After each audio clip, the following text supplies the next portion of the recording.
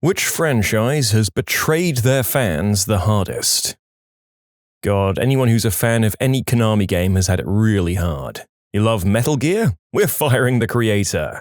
That Silent Hill game we're making with Guillermo del Toro? Cancelled. Now, if you'll excuse us, we have to go and make pachinko machines out of your favorite video games instead of making actual video games. Cleveland Browns fire every head coach every 2 years except for the one who went 1-31. My name is Earl? Anyone? How the frick are you going to end on a crazy cliffhanger like that? The show was silly and all, but you got really attached to the characters and you hoped for the best for them. The creator of the show, Greg Garcia, did do an Ask Me Anything a while back and explained the cliffhanger and what the end of the show was supposed to be. Long story short, Earl, Junior's father, was going to be someone famous and that Earl wasn't going to finish the list, but instead he runs into someone doing their own list and finds out his list caused people to have their own lists. He then tears up his list and lives the rest of his life with good karma. In almost every fanfiction posted before 2010, you'll find a disclaimer that says something like, "I do not own the characters within, they belong to the author." I always thought that was so stupid, like, of course you don't own Spock. Apparently, people started doing that after the author of The Vampire Chronicles made threats of legal action against fanfiction authors who were creating not-for-profit works of fiction because they just loved the series. Fanfictions can be really long too, like almost as long as books or longer. I can't imagine working so hard on something you truly love and then receiving notice that the creator wants to sue you because of it. People who live in the 48 states left on Sufjan Stevens promised to record an album for each state. Tool have said that their album is not far away for the last 5 years. This was written in 2017. Man, System of a Down fan here, I feel ya. There was a 90s computer-animated show called Reboot. The series had a good run, but a trilogy of movies ended on a cliffhanger. Reboot has since been rebooted. The trailer is bad. Very bad. So the narrator did like Reboot growing up and was completely unaware of this reboot of Reboot. Let me just say I have now watched the trailer and I'm just a little bit less happy about living on this planet than I already was. I don't see Spore written on here, but let me tell you that situation felt really crappy for me. Spore was a game that was meant to be sim life realized. Before the release, when we got those first videos of the microbial, sea life, and land life, simulator fans went nuts. This was our game. We're a niche of gamers that basically never gets catered to, and here came Maxis to deliver the sim game of the century. The fan page was literally filled with hypothetical species people were going to make, with whole textbook entries as to where and how this species lived. There were arboreal animals in trees, cave animals, deep-sea filter feeders, everything. And then Spore came out. The animal portion got dumbed down a whole lot. Basically, all animals behaved the same except some chewed on fruit and danced with other species, and some murdered and ate other species. You built creatures by digging up fossils and unlocking random bits. Yeah. And everything was bound to land pretty much and nested on the ground. No interesting life cycles or niches, just whacking things to death and dancing with the neighbors. The whole ocean part was just flat out removed, and if you dared venture into the water, you got chomped up by the fricking swamp creature's kaiju cousin. And all that innovative animal sim stuff was basically cut to make room for the most watered-down rip-off of other games imaginable. Watered-down crappy RTS, watered and double-watered-down crappy Civilization-style city stage, 2 unmemorable, boring filler stages everyone hated to act as filler for the space age, which was just you floating around in a spaceship terraforming planets and making colonies so they could get attacked by pirates, and crap all so you could fight your way to the center of the galaxy and get a rod that lets you terraform a couple more planets for free? Some of the space stuff was sort of fun, but I would have happily cut all of it to keep the animal evolution and ecosystem sim and made that a complete game. Instead, we got an unmemorable disappointment that became the poster child for spreading your game too thin. And we've never seen anything like the original Spore promise. I'd say probably the Sonic fanbase feels the worst, given how many horrible Sonic games there have been. A Song of Ice and Fire series fans. We'll never get closure. Every time I see that Martin dude experiencing something that isn't writing, I taste true hatred. If we're on the subject of authors, then the third book of the King Killer Chronicles from Patrick Rothfuss He talks about how the first 3 are prequels, but it's taken him 15 years and we still don't have those, so… Fans of the Sim games. Sim 4 has DLC for DLC. One of the DLCs for the DLC includes a much-loved feature from the base game of The Sims 3, Creator Style, that was stripped from the base game of Sims 4. Fans of Sherlock, the show, and they don't even know it. Season 4 was a burning dumpster fire. It's like they were writing fanfiction for the Mary Sueist Mary Sue. Fans of the show Dexter. I don't think I'll ever get over the cancellation of Silent Hills, especially since it's pretty clear to me that we'll never get another game in the series, and we'll probably never even get a decent HD release of the past games.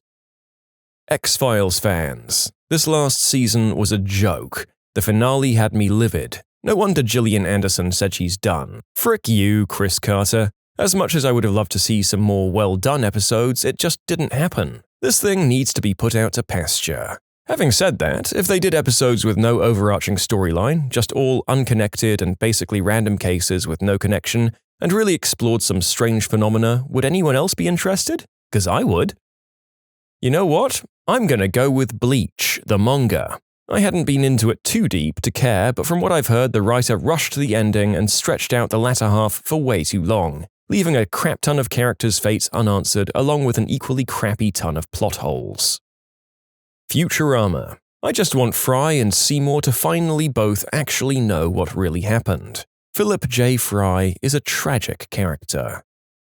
Fans of The Walking Dead got done dirty.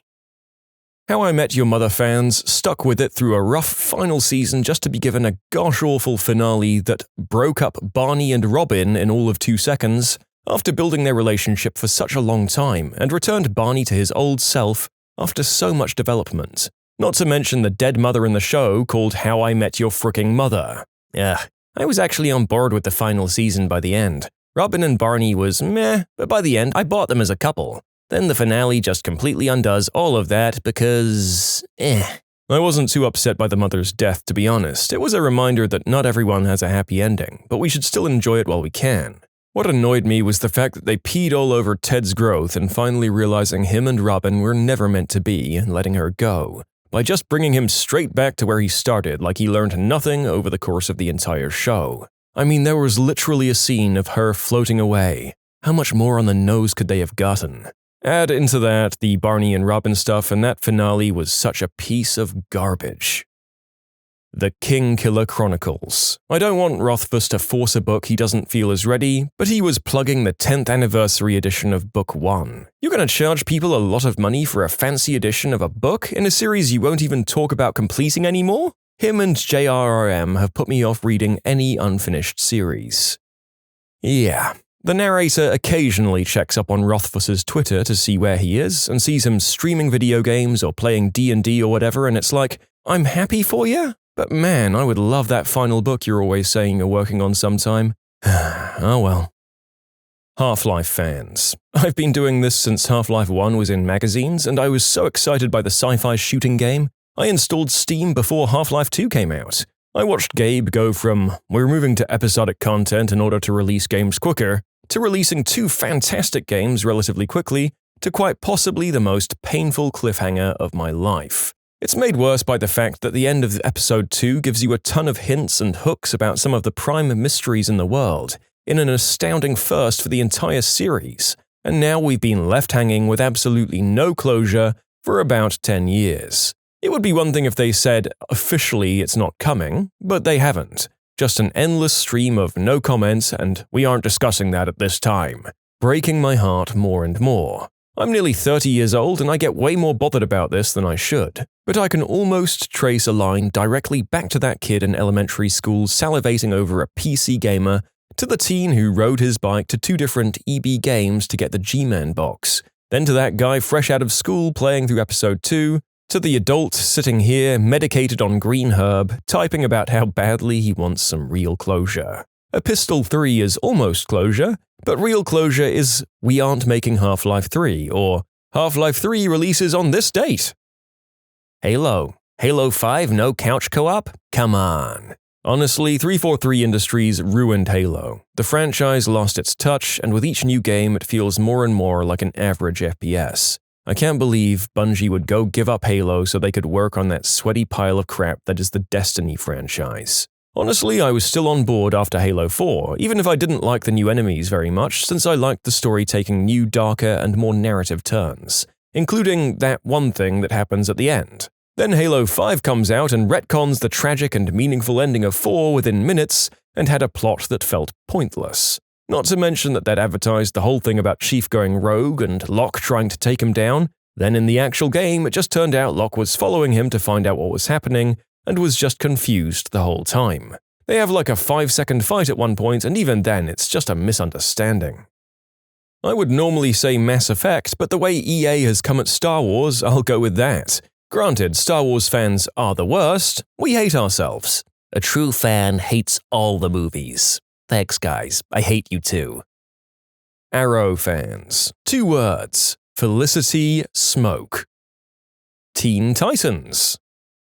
You can submit your own stories to be featured here on the channel. The story submission link is in the description below. And if you want to listen to some vibey music in the background, check out easymode, also linked below, and subscribe. Destiny, Bungie's fanbase. Coming from someone who has about 1,300 hours on Destiny 1 and still plays occasionally, Destiny 2 is a funless mess for me. Finished the campaign and played around 70 hours total, but I just can't find any incentives to keep me coming back to play. It makes me so sad to not enjoy it. Just look at the Destiny Reddit and it will show you how disappointed the fans are. It makes me really sad to see since I loved the series so much. The worst part is that Bungie isn't even listening to the players and are still doing what they want on their own time. A new update is supposed to come out and improve the game's basics and play speed, but I don't even think I'm going to bother trying it because it's not a big enough difference to keep me coming back. First Alien movie. Wow, that was good. Then Aliens. Okay, this was an 80s action flick, but still good. Alien 3? Wait. Alien 4? What? Prometheus. Oh, okay, new direction, I'm feeling it. And Alien Covenant. Ridley, stop, you have people who care about you. Berserk. No Man's Sky, at least just after its release. I was looking forward to the game and I enjoyed it when it came out. I was even a little surprised by the resounding disappointment surrounding the game at first, but you see, in the months leading up to its release, I watched all the gameplay videos with the volume muted. No commentary, no music, just video. I also hadn't seen the trailers and only watched them out of curiosity after the game was released. It was kinda like Sean Murray had studied all of the hype Peter Molyneux had built up for each game in the Fable trilogy, but then neglected the backlash. What do you think is going to happen when you build up hope for a hypothetical game but fail to deliver on any of your promises? A quick payday and a loss of trust from the community that hasn't been seen in the industry for years. So yeah, they betrayed the people they got excited for a game that they never planned to make. Luckily, they eventually redeemed themselves many years later by completely changing the game. I came here expecting to see someone else writing about Firefly, and I'm leaving disappointed. So many intriguing arcs were set up that could have been deeply developed, from what exactly they made River, to Inara's illness and relationship with Mal, and his emotional growth. Also, more of Book's backstory than was resolved in The Shepherd's Tale. I'm glad we at least got Serenity to tie up some loose ends, but I constantly rue that show getting cut short. A few come to mind, to be honest. Avatar: The Last Airbender with that crappy movie adaptation, Eragon with an arguably equally crappy, if not even more crappy movie adaptation, Chronicle, for those who know that movie, by Fox, ruining a pretty amazing sequel script, Martyr, leaked what would have been a pretty good sequel in my opinion, and in turn trying to turn the franchise into a paranormal activity-like cash cow that ended up just tanking the franchise with no sequel release. And Halo fans with the garbage writing of the last 2 titles. This comment was written in 2017, and the narrator is laughing a little bit, because if what you were getting from Halo in 2017 was betrayal, what do you call that TV series from the last few years? Waiting until the grief at the betrayal had passed, turning up at your door in the middle of the night and then setting you on fire? Facebook. I'd definitely say that fans and supporters of it have been betrayed pretty badly, along with all other users. Half-Life fans. Seriously, it's like the fans did something to make Valve angry.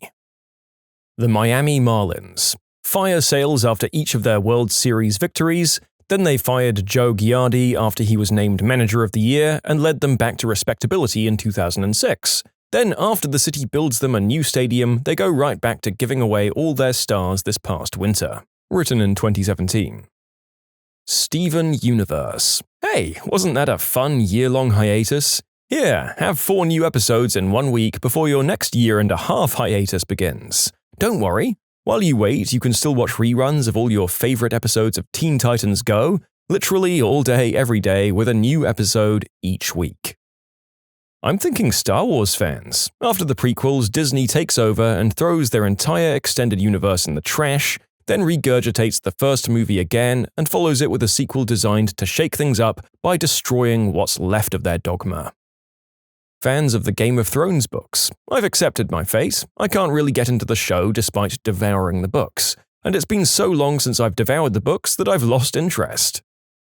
Gargoyles. Awesome, before-its-time cartoon on Disney in 1992. It still has some of the most dedicated and crapped-upon fans in 2018. We got 2 amazing seasons right out of Greg Weisman's beautiful head before they ripped him off the show and gave us nonsense in Season 3. Greg tried to continue with comics that are released so sporadically that Steven Universe would cry, and with art that fan artists would laugh off of DeviantArt. All the while, dedicated cons are going on with people who love the series, still screaming for good content, for 25 frickin' years. Greg has an Ask Greg website where he has almost admitted every plot point in the series, and it is stuff of a writer's nightmares. With each question, he oscillates between hopeful, coy answers, making us think that something might be in the works for us, to depressing tell-alls, knowing that he's screaming his story into the wind. The best continuation, in my opinion, is this behemoth of a fanfiction site that wrote novels on every facet of the story, from Wyvern Castle to Current Timeline to Time Dancer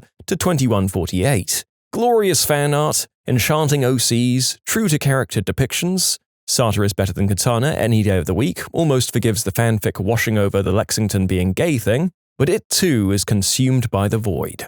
Every year there's a rumor of a live-action movie, but every year it's live-action disappointment. For 25 frickin' years. System of a Down fans. We waited when the hiatus happened, we waited when they wanted to tour a bit with the old stuff after the hiatus ended, we were told an album was in the works and patiently waited, and now Serge is like, meh, I don't like singing anymore. Frick, dude, let the other 3 move on if you don't want to do it. You let us down every time one of the others has to say, Serge is the holdup. More like System of a Letdown, am I right? Call of Duty fans. Modern Warfare 2 remaster without multiplayer? Really? Paragon got absolutely messed over by Epic Games. Paragon was going okay. They released a new update called the Monolith Update, and it completely changed the game.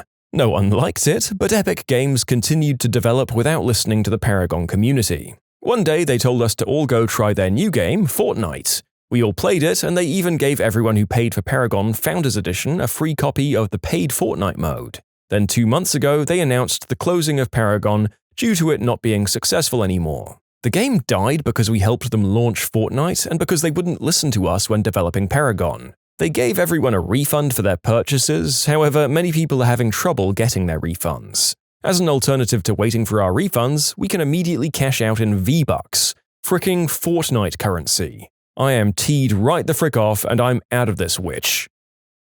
Doctor Who. Stephen Moffat is the devil. Gamers. Companies think that they're doing a public service when they try to appeal to casual gamers, but this just creates vanilla games that flop because casual gamers never devote a substantial amount of time into any single game. Stop appealing to wider audiences and just make games gamers want to binge. I'm looking at you, Sea of Thieves. The narrator mostly agrees. That probably explains why almost all of his purchases end up being indie games these days. Time to go dip another few hundred hours into Stardew Valley. I loved SimCity growing up. I played 2000 all the time despite not understanding how zoning worked. Think about that. I'd play a game where I put down roads and police stations and schools, and didn't put down zones. That's crazy, but I loved the idea of building little working cities. As I got older, I moved to 3000, and I still consider it my favorite game of all time. I literally have the bound manual for 3000 on my nightstand right next to me now. I have some of the songs from the soundtrack on my phone because I like to listen to them when I ride the bus to work, because it reminds me that I live in a city just like the ones I used to build as a kid. The new SimCity was so misguided, I feel like I would have been less disappointed if they just rebooted it as a first-person shooter. Why is this always online? Oh, we need to offload the processing power to the internet to handle all the features. Like how everyone in your city is an independent person. Yeah, that's a lie. And we proved it was a lie within like 24 hours of release. This is just to avoid piracy, isn't it? No, there's also the multiplayer. I don't really want to play multiplayer. Can I be offline when I play alone? No, there's a commodities market that impacts everyone. You wouldn't want to miss out on that, right? It's just a laundry list of bad decisions. Small city sizes, just a real lack of humor in the writing. It just feels like a game made by people that didn't understand what made SimCity great. It was pretty, and you could simulate a city. That's basically all they got right. Good night, sweet news ticker. I hope we'll talk about broccoli and llamas again in another life. Matrix fans. They promised it would be a trilogy and then never delivered. On the other hand, I was a little afraid that the new movies might ruin the original, so in a way, I'm glad they never came out. Anything Michael Bay has made a movie out of, Transformers and Teenage Mutant Ninja Turtles especially. Seriously, the man seems to make a hobby out of taking a dump on my childhood memories. When did you realize that you were hanging out with the wrong crowd? I had a buddy in high school that told me he'd thrown a party at an empty rental property and had left some stuff there the night before. He asked me to help him retrieve it so that they wouldn't get busted. We got over to the house and he goes into the backyard. He slides one of the side windows open and climbs in. After a few minutes of rummaging around, he starts handing me things through the window. A radio, DVD player, some DVDs, among other things. At that moment, it dawned on me we were robbing this place. I set everything down on the ground and without a word got in my car and drove off. Apparently, he panicked when he noticed I was gone and thought we'd been caught. Supposedly, he took off out the back door and jumped the fence. He knew I wasn't into that kind of stuff, so he never really gave me any crap for that. Prior to this, there were some warning signs about his lifestyle. I had an old, small pickup truck with a sliding back window. He taught me how to jimmy it open with a screwdriver and use the antenna to fish my keys out when I locked them in there. Saved my butt on more than one occasion. When I hadn't been invited to see any of them in 3 months, I was always initiating contact, and they all hung out without me practically every day without ever inviting me. My husband did the same thing. One day he stopped texting people and wanted to see how long it would be until they texted him. The answer was never. This hits home for me. I'm going through the very same thing right now with a group that I've been pretty close with for years. All of a sudden, I see things pop up on Facebook about the hangouts and stuff that they're having, and different things that they're all doing together. Everyone is linked but me. I even made it a point to mention it to the guy that usually organizes everything that I would like to be included in next time. 2 days later, and they were all out having dinner for one of the guy's birthdays. No invite. That stuff hurts. The same guy that organizes everything will just send texts just to say hi to me, but nothing ever comes of it if I try to get something set up to chill. I don't think I'm very far from dropping it entirely. No one wants to be the guy that feels like he has to beg just to hang out. They didn't like one guy they used to hang out with, so they peed in his soda one after the other. When I fully realized I was hanging around with a group of people that didn't just identify with vampires or romanticize vampires, but actually believed they were vampires. In my day, it was girls who dressed like Stevie Nicks and thought they might be a witch. Oh, we had plenty of those too. One in particular stopped speaking to me after she insisted she could control fire with her mind, and I helpfully pointed out how her mystical gestures were creating a draft. Look, as someone who was in the drama class club at school, I may or may not have been involved with some of these people, short and long term. It's generally okay as long as you talk to them one at a time and not in a group when they start to get really into it together. When I was at school, I hung around with 2 guys who, in hindsight, were real buttholes. They always got me into trouble, and I never made any effort to stop them or actually see the light, so to speak. More fool me. Anyway, there was this other guy, who I'll call Jeff, and we picked on him a bit. For anything, really. His hair, shoes, whatever. Fast forward a few months, and I'm sitting in a music class. I'd fallen out of grace with the 2 friends I used to spend most of my time with, and the tables had turned. They were throwing crap at me in class, calling me names, threatening to fight me, among other things, the usual stuff. Some might say this was karma, and now I certainly agree. And then, the most unexpected thing happens. Jeff turns around to these absolute nonces and says to them, "Why the frick don't you just leave him alone?"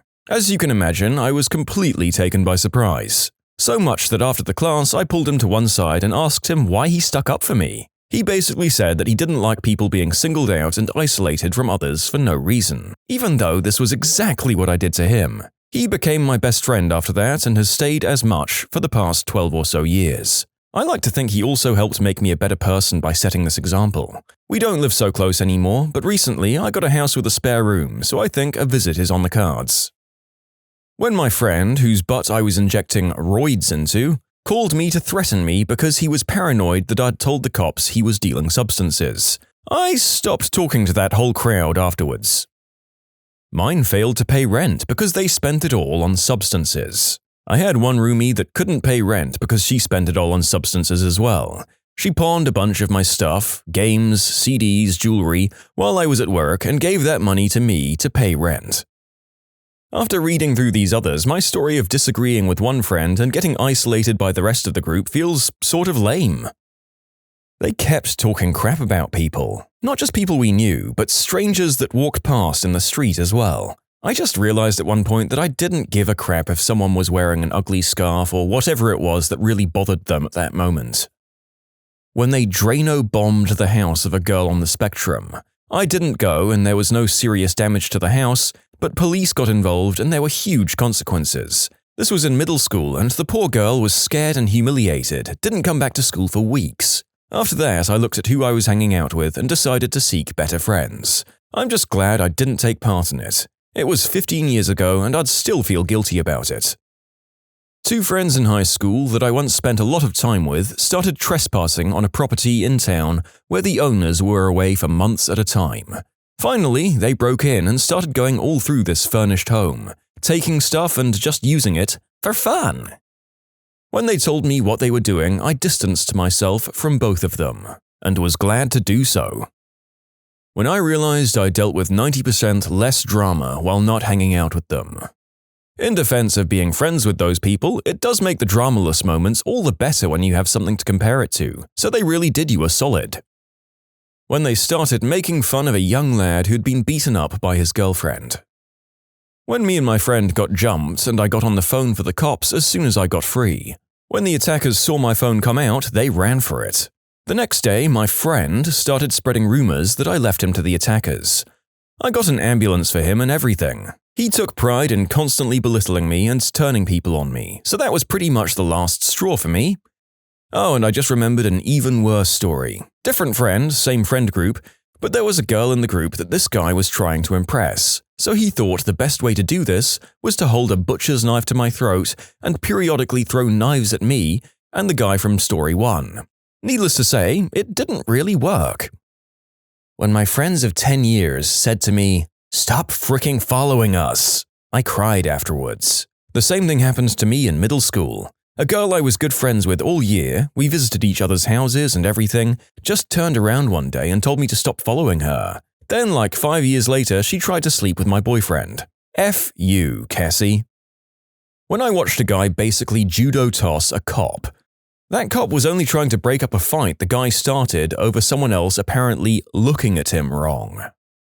They were friendly and apparently mature people, with families and insofar as we could all see, an honest means of livelihood. I got introduced to their siblings, family, and it all seemed well. Until that moment. One of them began to narrate how great his life was as a hoodlum and a gangster, and how he enjoyed destroying properties, beating up people, and how great it felt as people used to get visibly scared of him as he walked the streets back then. Its climax was that he had murdered a guy in cold blood just because he was trying to defend his property from the guy. That was just the icebreaker. Another guy jumped in and boasted of how many people he had killed. When someone asked him the proof, he calmly went in and brought back a file. All his arrest and jail records.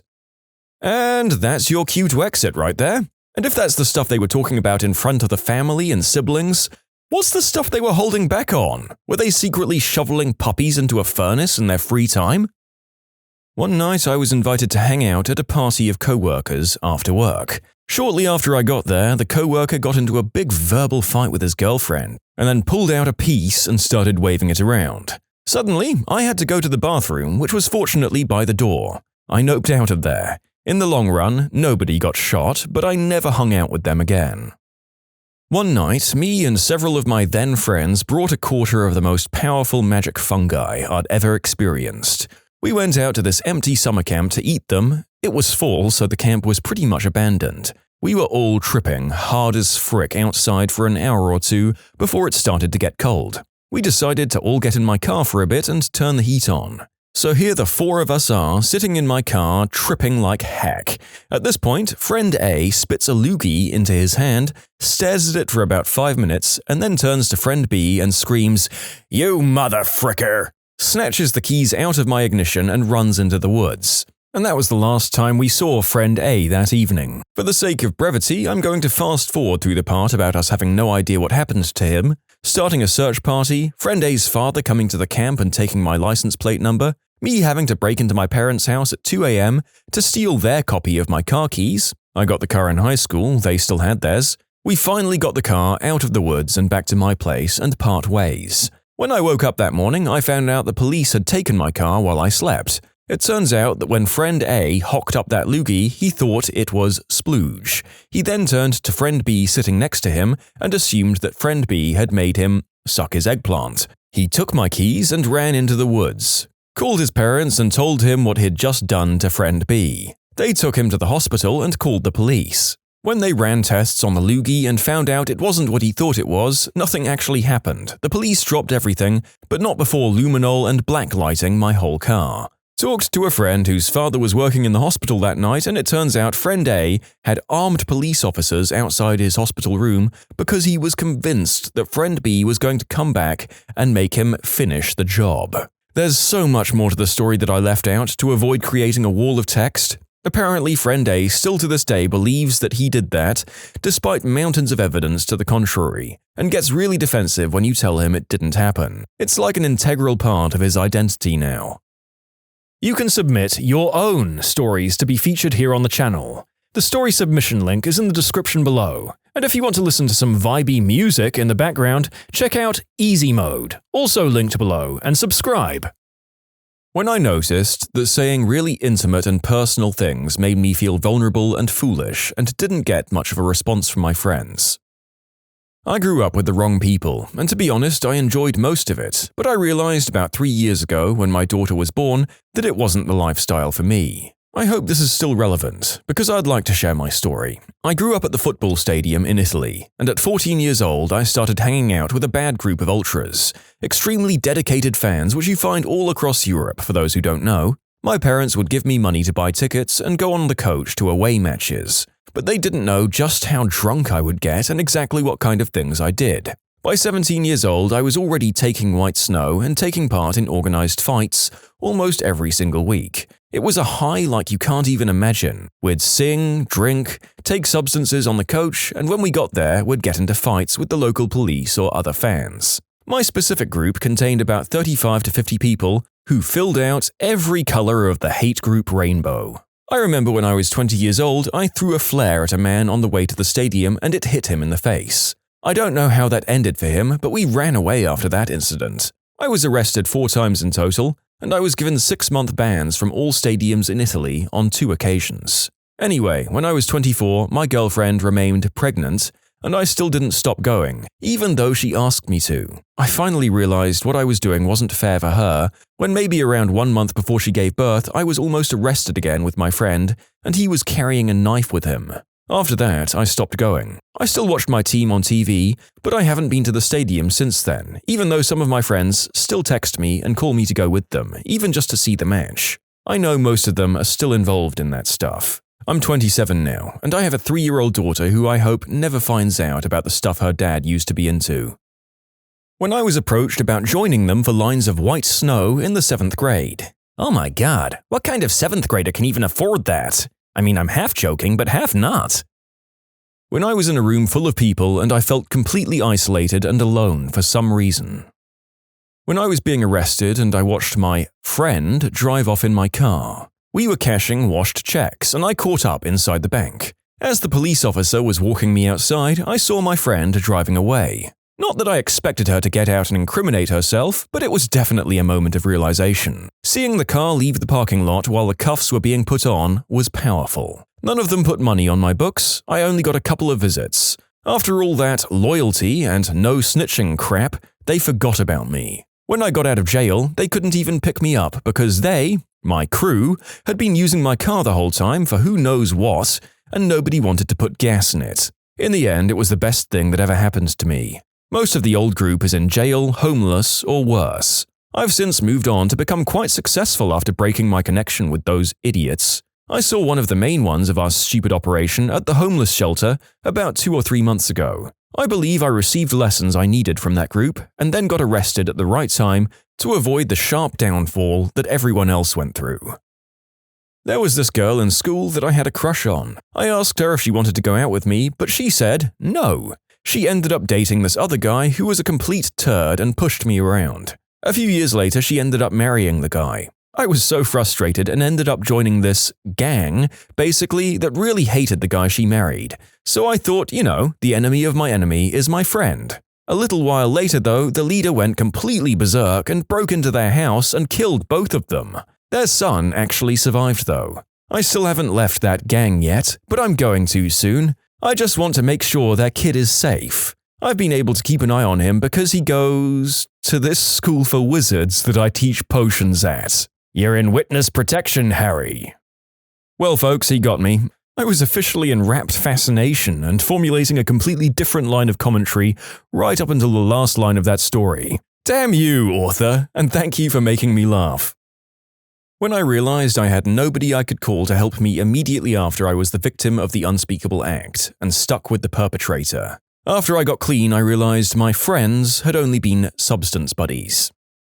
When they laughed at me for attending university while they were smoking their doobies and waving beer bottles. Skateboarding would be such a cool hobby if the people doing it weren't such a bunch of losers. That's my experience with it anyway. When I moved because of a job, I didn't know, and still don't, know anyone here. I found an awesome cement park, but when I try to make small talk and they find out that I work in IT and have a career and stability, they act like I'm the epitome of a cop-loving, fun-hating corporate sellout.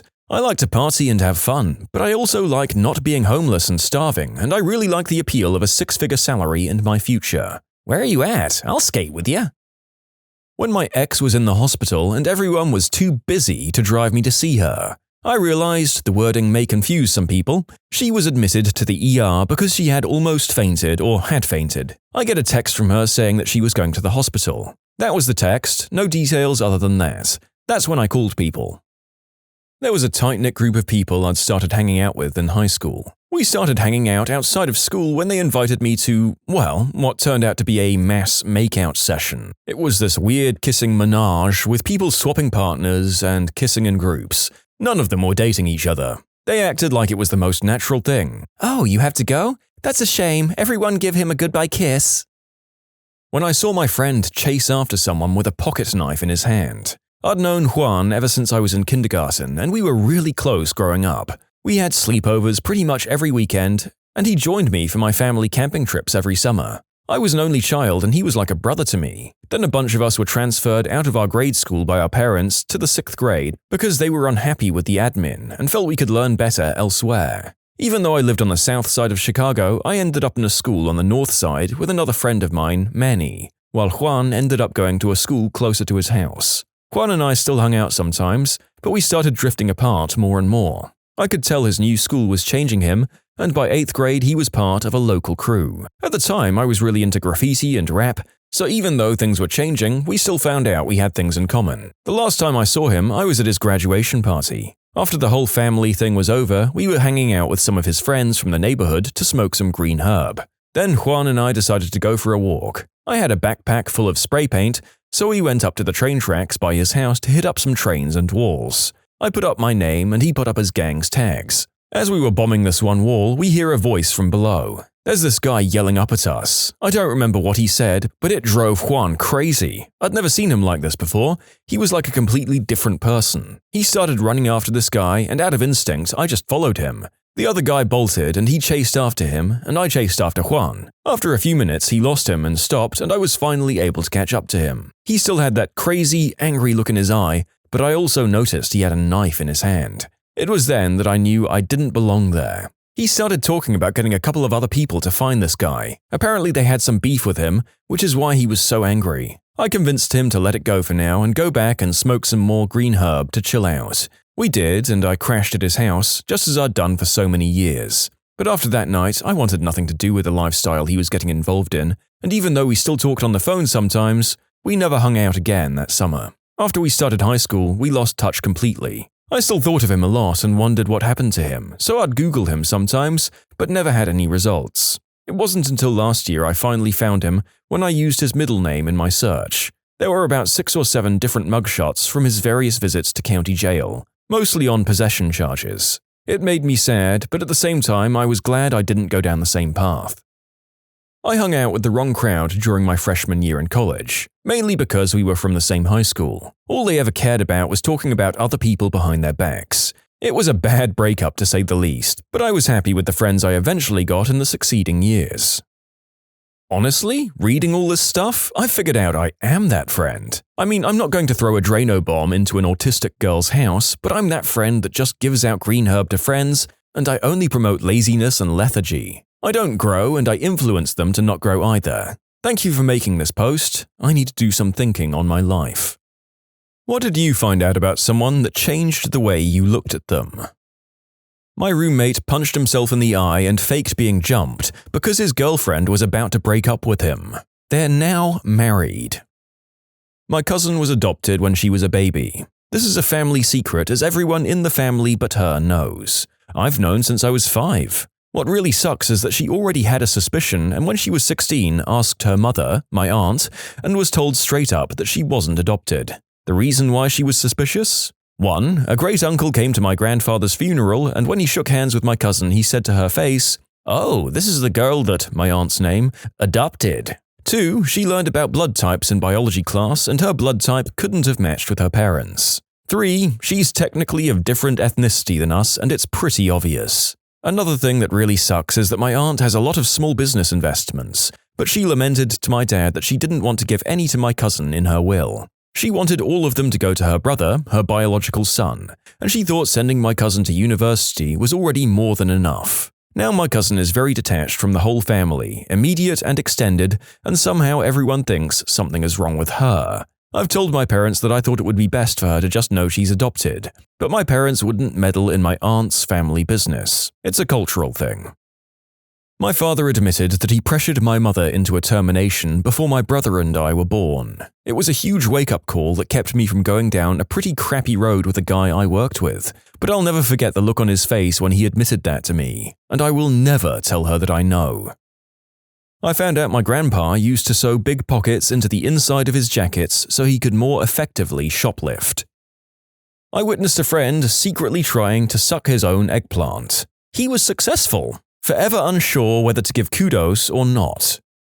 Good lord, I don't know why he decided to do that secretly with his friend presumably in close proximity, or maybe that's what he needed, the risk of being caught. I guess congratulations? With a big old tangible question mark at the end. I know a guy I grew up with who was hit all the time by his on and off alcoholic lumberjack father. One day the dad died from some heart failure or whatnot, and when the cause of death report came out, it claimed he had been conscious after the incident had happened, before he had died. My friend had told the police he hadn't been home, but had biked to a friend's house to see if he wanted to go play basketball. I found out later, at a party where we were drunk, when I asked him how it had been to come home to a dead dad, that he had been at home all the time and had heard his dad scream and gasp in pain and fall over, but that he had just stood there, first empty, then smiling as his dad withered in pain and slowly expired into unconsciousness and died. Then, when my friend was certain that his dad wasn't waking up again, he called 911. Don't hit your kids and expect them to come through for you. I found out my dad had won the lottery. He won around 250 grand and has never told me or my brothers. It took some digging to find, so I never told anyone, because I figure if he hasn't told his family, then he doesn't want anyone to know. I mean, honestly, good move on his part. People come out of the woodwork for that stuff, even if it isn't a lot of money. And anything you give them as a gift when you win is never enough. Best friend, mid-30s, visits his parents and relatives late on Christmas Eve 2014 and quietly comes in late through the rear of the house carrying gifts. His extended family are in the living room discussing how it's surreal that he doesn't know his aunt and uncle are his real parents, and his parents are his aunt and uncle. Turns out at 17 they had him while dating in high school, and gave him up to the older, childless married aunt and uncle who had been trying to conceive for many years. The stress of trying to have a child gone, the adoptive parents then had 3 kids in 4 years. His cousins. His real parents married a few years after his adoption and went on to have 3 children, his biological siblings. To this day, everyone thinks he doesn't know, and he's never let them on to the fact that he does. He has no hard feelings, but it was a shocker. When my cousin was 5 or 6, he wasn't part of our family yet. My uncle met his mum and they fell in love and moved in with each other. My cousin was still with his dad and my uncle and aunt were trying to get custody, but her ex was a very wealthy man. Apparently, he was a terrible father and was doing some pretty awful things to my cousin, but it was hard to prove and her ex had some really good lawyers. My uncle was not a rich man, but they needed money for a lawyer and a special therapist for my cousin so they could win the case. He robbed his workplace for the cash to pay all the fees needed to get my cousin away from his dad. My uncle's work found out and had him arrested. He had to go to jail for 2 years. He told my family and everyone that he got a job abroad and had to leave for a few years so that he could pay for my cousin's lawyer. Everyone in my family still thinks that he went abroad to make extra cash. Only me and his wife know that he was in jail. My cousin is a very successful, well-adjusted, happy man now. He doesn't really remember anything about living with his dad. My uncle says he'd do it again 1,000 times if it meant my cousin grew up safe.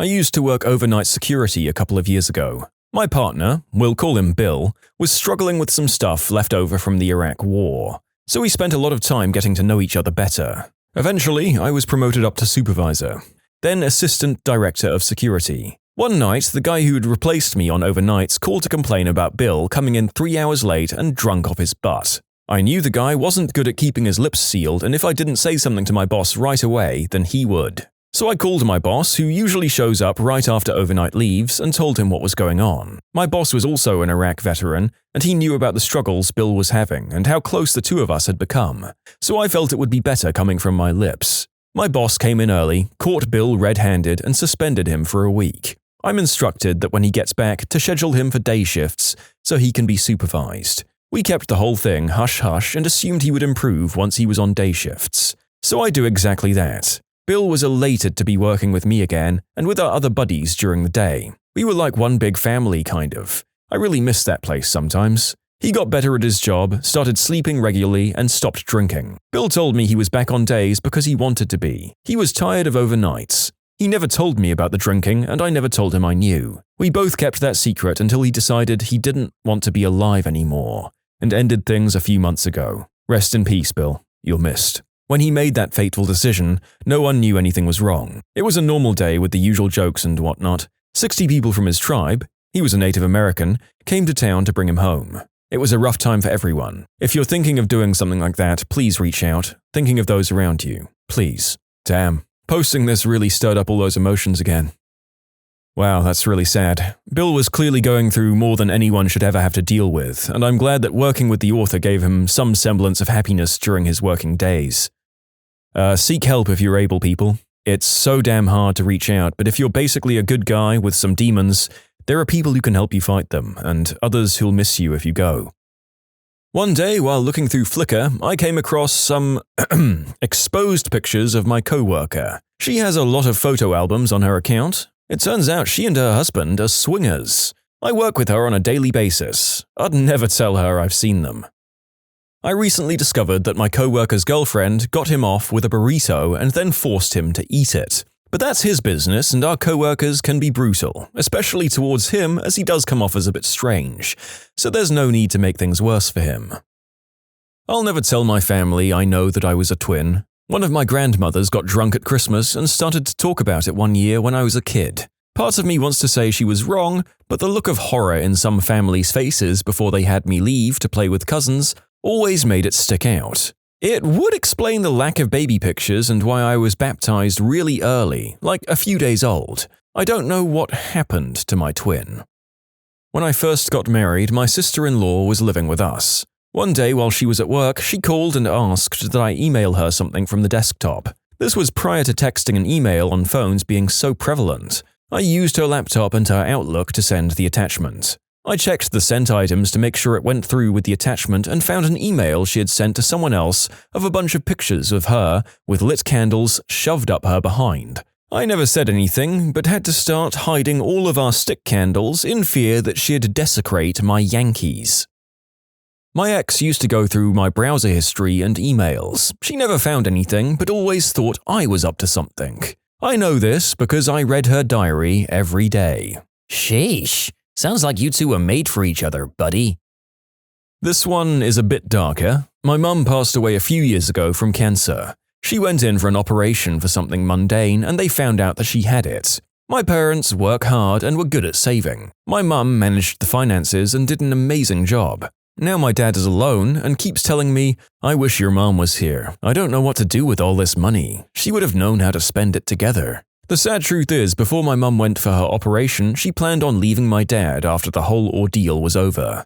She told this to me privately. My dad basically told me the same thing privately. After she got diagnosed, he stood by her side and worked from home for months so he could take care of her. He also did an amazing job arranging all aspects of her funeral, even though my mum entrusted that to her sisters. I told my sisters, but I don't think I could ever tell him.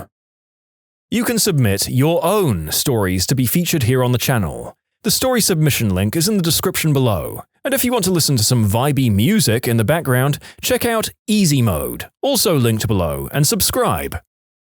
A close friend that I'd roomed with at college once had me log into their emails to print out tickets. I found the tickets, but also a decent amount of evidence that she was into doing a lot of number 2 related stuff in the bedroom.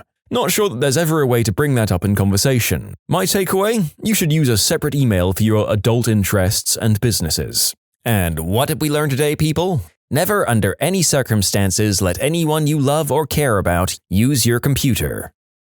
I have a couple of friends who are siblings in our friends group. Myself and 2 others were in a Skype call with one sister while the older one was at work. We essentially heard the younger one admit that she was going to self-delete that day. We'd figured she was depressed and tried to help her the best we could. The 3 of us and a couple of parents ended up at her dad's house and found her in a pretty bad way in the bathtub and out cold. I slapped a tourniquet on and used towels to try and stop the bleeding while a parent called an ambulance. The responding paramedic said that even though she didn't do the job very well, she still would have died if we hadn't shown up to stop the bleeding. Her older sister doesn't know due to her parents' request, and it's a closely kept secret in the group. Whoever wasn't there doesn't know. Her father, who hated me for other reasons, always invites me out to different events, but still keeps up the impression that he doesn't like me. It's kinda weird. The sister is alive and well, by the way. She's happily attending FSU. Haven't spoken to her very much, but last I checked, she was dating and getting help.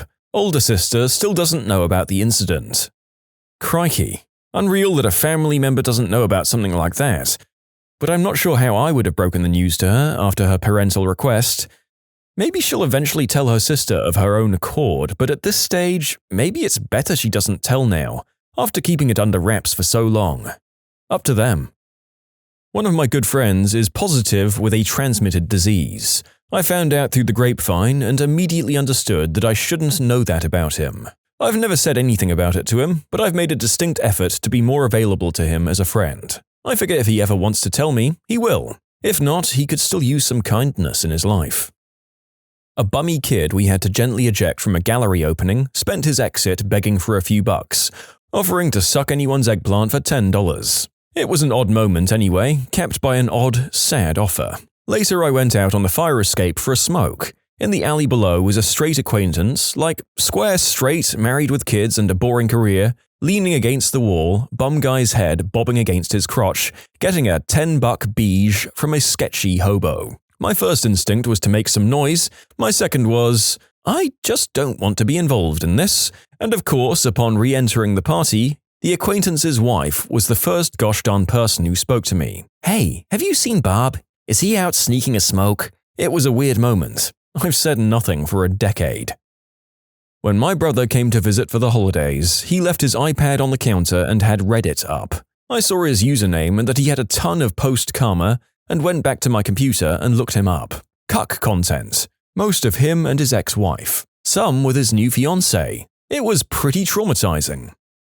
I teach improv and found out that one of my students is a former senator who had to give up his seat due to allegations of cheating on his wife with younger women. It's so weird because he's such a nice guy and I've met his family. When I say younger, I didn't mean under 18, just 20 years younger than him, and he's 40-something. I know that my cousin was the victim of the unspeakable act in her apartment in her sophomore year of college, and that her roommate arranged it as some form of sick revenge for dating one of her exes. It's led to her becoming a danger to herself in the past, and she went from a vivacious, outgoing, bubbly woman to one who barely goes anywhere besides work. I know because my grandmother remembers stories and information freakishly well, but not that she's supposed to keep some of these things secret. Classic case of finding out what kind of adult content someone is into watching. On New Year's Eve, my mum's friend asked me to connect her phone to the Bluetooth in her car. It takes about 5 seconds and one button to do, so I agree to help. She unlocks her phone, gives me the keys, and I got into the car. Phone is connected and I want to test out the speakers and crank the volume up. I opened Google Chrome to play some music and I'm greeted by a very adult video that indicated my friend was into some very specific stuff. I noticed she had 45 tabs open. Curious if she had an impressive 45 such adult videos open, I looked at the other tabs. One was a video where a girl was vacuum sealing plastic wrap onto her hoo-ha. There were also some of women doing the deed with things that decidedly weren't other human men. I had quite enough of that and put some music on. Speakers were good, got pretty loud with decent bass. A buddy of mine had complete control of his parents' finances because his mum will not fricking stop sending email scams her money. She's told that each one of them were scams. It doesn't matter what it is, it's a scam. She's been told how to behave to keep herself safe from it, like, oh my god, your son is arrested and need X, Y, and Z information. Oh, so what's my son's name? What's my name? What jail or prison are they in? And there's nothing wrong with her, my buddy just says she's gullible. He doesn't get it. It's causing him so much stress. My dad cheated on his wife with my mum. They still weren't divorced when he started seeing my mum. Even Ma doesn't know.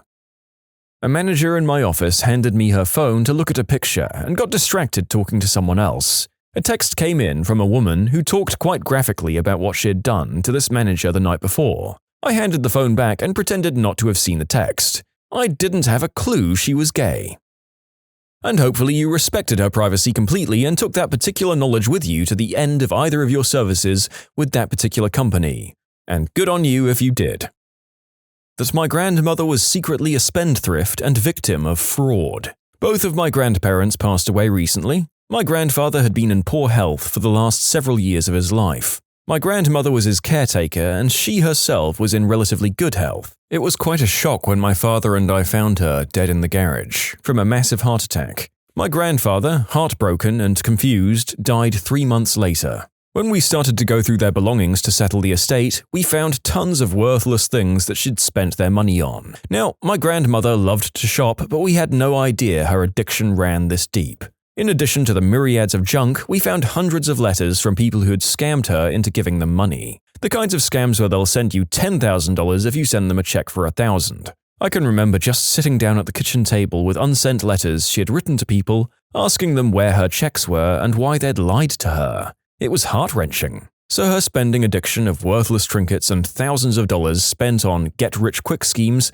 basically bankrupted them and we knew nothing about it. We never even suspected it because she was vice president of a bank for 42 years. She was always good with money. I always thought those Ponzi schemes and deposed royalty email kinds of things were loads of crap. Who could fall for them?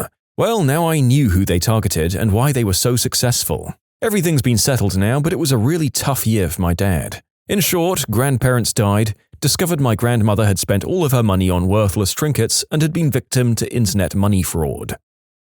My sister's boyfriend, while a great guy now, was a troubled youth. He grew up with his grandparents, as his dad was in prison and his mum is unreliable. Substance use. Once he was a teenager, he was so angry at his grandfather for some reason, so he used his toothbrush to clean the toilet. Funny, right? His grandfather contracted a bacterial infection so bad that he ended up losing all of his teeth and now wears dentures. I'll never bring this up to him because he's genuinely a changed person. I knew him when he was in high school and he's nothing like the person he used to be. One of those sidebar ads for adult content used a picture of one of my friends. Coworker had really off behavior. Had a spot out by the dumpster that he'd do his various substances at, constantly tried showing me pictures of his pet snake, feeding on rats. He'd stop and stare at the young female customers and make weird remarks about them. I did a little bit of internet sleuthing and opened a whole can of worms of awful things that he had done and been convicted for. His new address was a city away from his old address. On a hunch, I made a call to the local parole officer, and yep, he hadn't registered in a year. His PO rolled him up and sent him back to jail a week later. I never told anyone how his PO had found him. It wasn't easy to turn him in. I felt like a snitch while I was creeping on the guy and hesitated a few days. The final straw was learning that he lived in a house at the end of a dirt road with a new old lady who had, you guessed it, a young daughter. I'm in a fantasy football league at work. I was over in the fantasy football Reddit and saw a post that was identical to a question my work buddy had asked me that day. I looked at his username and he used his real first name. Checked his user history and yeah, it was definitely him. Instead of spoiling it with a, "Ha, gotcha, buddy," right then and there, I've been following his posts and giving him bad advice on drops he should make and lopsided trades he should specifically make with me. This all started 2 years ago and he's since dropped out of contention and is now a basement-dwelling bottom feeder at about 9th or 10th place. When did a wacky or specific law win a court case? I got a pro bono client's removal by USCIS cancelled. He had a low-level substance possession conviction from the early 1980s. During that brief period, the active ingredient of Imodium was illegal under state law but not federal law. So I successfully argued that they couldn't prove it wasn't a conviction for possession of a substance that was federally legal at the time, and as such was not subject to removal. The argument worked, and my guy went back to his business and his family. I had a case where a guy was charged for running a red light. The thing is, he'd been sitting at the lights for 5 minutes and it hadn't changed. The wording of the specific section under which he was charged related to stop signs and traffic lights and referred to them as traffic regulation devices. I successfully argued that as the traffic light wasn't changing, it wasn't regulating traffic, and he got off. I couldn't believe it when the judge ruled in my favor. Neither could the police prosecutor. I did some research for this case when I was a law student, Jolie vs. Palacier, 1999. Some background, this was at a time when the Ontario Court of Appeal had held that, if there were any factual matters in dispute, a case could not be dismissed on summary judgment. That's not the case today. It was discovered that this position basically ruined summary judgment as a useful process, but it was the case at the time. In such a motion, all facts alleged by the plaintiff would be assumed to be true. What happened was this. A man sued, among others, the College of Dental Surgeons for persecuting him and interfering in his ability to live as a generic Martian. The plaintiff claimed he had been cloned from space debris NASA found in the 1960s. He claimed he had a genetic test to prove this, but it had been falsified by the CIA as part of the conspiracy against him. Well, naturally, this claim raises the concern that the plaintiff was bonkers, but there was no evidence, aside from his bizarre claims, of that being so. In court, the case was decided on 2 alternate grounds. First, on the boring grounds that the case was patently frivolous and vexatious because it was absurd. However, it was also decided on a more entertaining basis of standing. Justice Epstein held that only a person could commence an action in Ontario. The rules of civil procedure define a person to be either a human being or a corporation. The plaintiff's whole case was based on him being a Martian. If he was not a Martian, the case had no merit. If he was a Martian, he lacked standing to commence a lawsuit in Ontario. In short, we now have precedent that Martians cannot sue in Ontario. Well, Ontarians, you can rest easy knowing that one particular section of the extraterrestrial community can no longer take you to court for emotional copyright and, most importantly, property damages. You know what that means. Man the artillery in Ontario and let's get those Martians before they sue us. 47 USC 227B. Restrictions on use of automated telephone equipment. Law student working at a law firm here. We have a fax machine that gets tons of spam faxes. Our chief partner has a vendetta against spam, and he uses it to give us practice in researching and writing petitions. So we catalog each fax, send replies to take us off the list, document everything and wait for them to fax us again. Then we follow up with an FCC complaint and a demand letter. A couple of times, this has ended up with the person getting mad and sending us retaliatory faxes, black sheets of paper. If they stop sending, we don't do anything. But we've gone to small claims a couple of times and gotten $500 per page a few times. We also got someone trying to sell substances through fax, but we just turned that over to the police. I had a client with a serious medical problem that cost her job, and she was preparing to file bankruptcy on the medical bills and credit card debts. Thing was, she had like 15 grand socked away and didn't tell me. It was all that was left of her life savings. Before we filed her case, she gave it to her mum for safekeeping. What she didn't know is that she could have kept the money through the bankruptcy, but giving it away beforehand is a no-no. I had to tell the court when I found out, and when this happens, the court gets the right to sue the mum for the 15 grand. The thing is, the mum's debt to her daughter's bankruptcy court? Also dischargeable in bankruptcy. So the mum filed bankruptcy too, and they got to keep the money after all. The Canadian Interest Act specifies that all interest must be specified in a per annum percentage. If it's not, it's struck down to 5% simple interest per year. The number of lenders and creditors who try to pull off a 4% monthly compound interest but aren't familiar with that provision of federal law? Let me explain. Shady outfit offers to sell you a used car with an interest rate of 3% per month. Neglects to mention that it's 36% per year. Debtor makes payments that they think should equal the correct value, only to learn that most of their money went toward interest. Demand letters and claims tended to go away quickly upon faxing over that page of the statute. I won a case where the defendant, New York City, tried to exploit a really stupid law, which I was able to use to win a case. This was a slip and fall case where my client had tripped on a piece of broken sidewalk outside the Natural History Museum and shattered her arm and wrist. The law is that the property owner is responsible for the sidewalk directly outside their property, the theory being that even if they can't fix it, they have a duty to warn people about hazards and mark the area off. The museum was owned by the city. There's another concept called sovereign immunity, which is that governments can't be sued without their consent. So the city had passed a very, very stupid law that they would be exempted from the rule that they can't be sued for sidewalk injuries unless you can show that they were on notice of a hazard. Meaning that you would have to show that you informed the Secretary of State or Governor or Mayor of the exact specific crack in the sidewalk before the injury occurred, and that you had to do so in writing with ample time for the city to remedy it. 180 days in advance, if I recall correctly. Under normal circumstances, this is impossible because no one anticipates tripping on the sidewalk 180 days in advance with the foresight to write a letter to the mayor about that specific crack. Luckily, someone did have that foresight, and there was a non-profit group called Big Apple Maps, which would go around the city with maps of government property and record with insane specificity each and every crack in the sidewalk, pothole, protrusion, and other hazard, and then publish these maps while serving copies on the government, with the express purpose of combating sovereign immunity defenses in slip-and-fall cases against the government. I got a hold of one of these maps and visited the site, and I was able to take pictures of the section of the sidewalk where my client fell, and you could see newly placed cement over the area in the exact position indicated on the map, showing where the sidewalk had been repaired after my client had slipped. Basically, the government's attorney brought up the sovereign immunity defense and outlined all of the stupid steps I would have needed to go through to overcome their motion to dismiss. My response was, "Oh, you mean this?" and gave them the map. Immediate settlement. I had a friend trip over a huge crack in the sidewalk. The city tried saying they didn't know. I'd submitted pictures and a complaint about the crack almost a year prior. He was very thankful I did it, as it basically won his case. There was a case here in Hawaii that got thrown out. Someone got pulled over because the police saw that she had way too many passengers in the car. Then they noticed she was drunk. Open and shut case.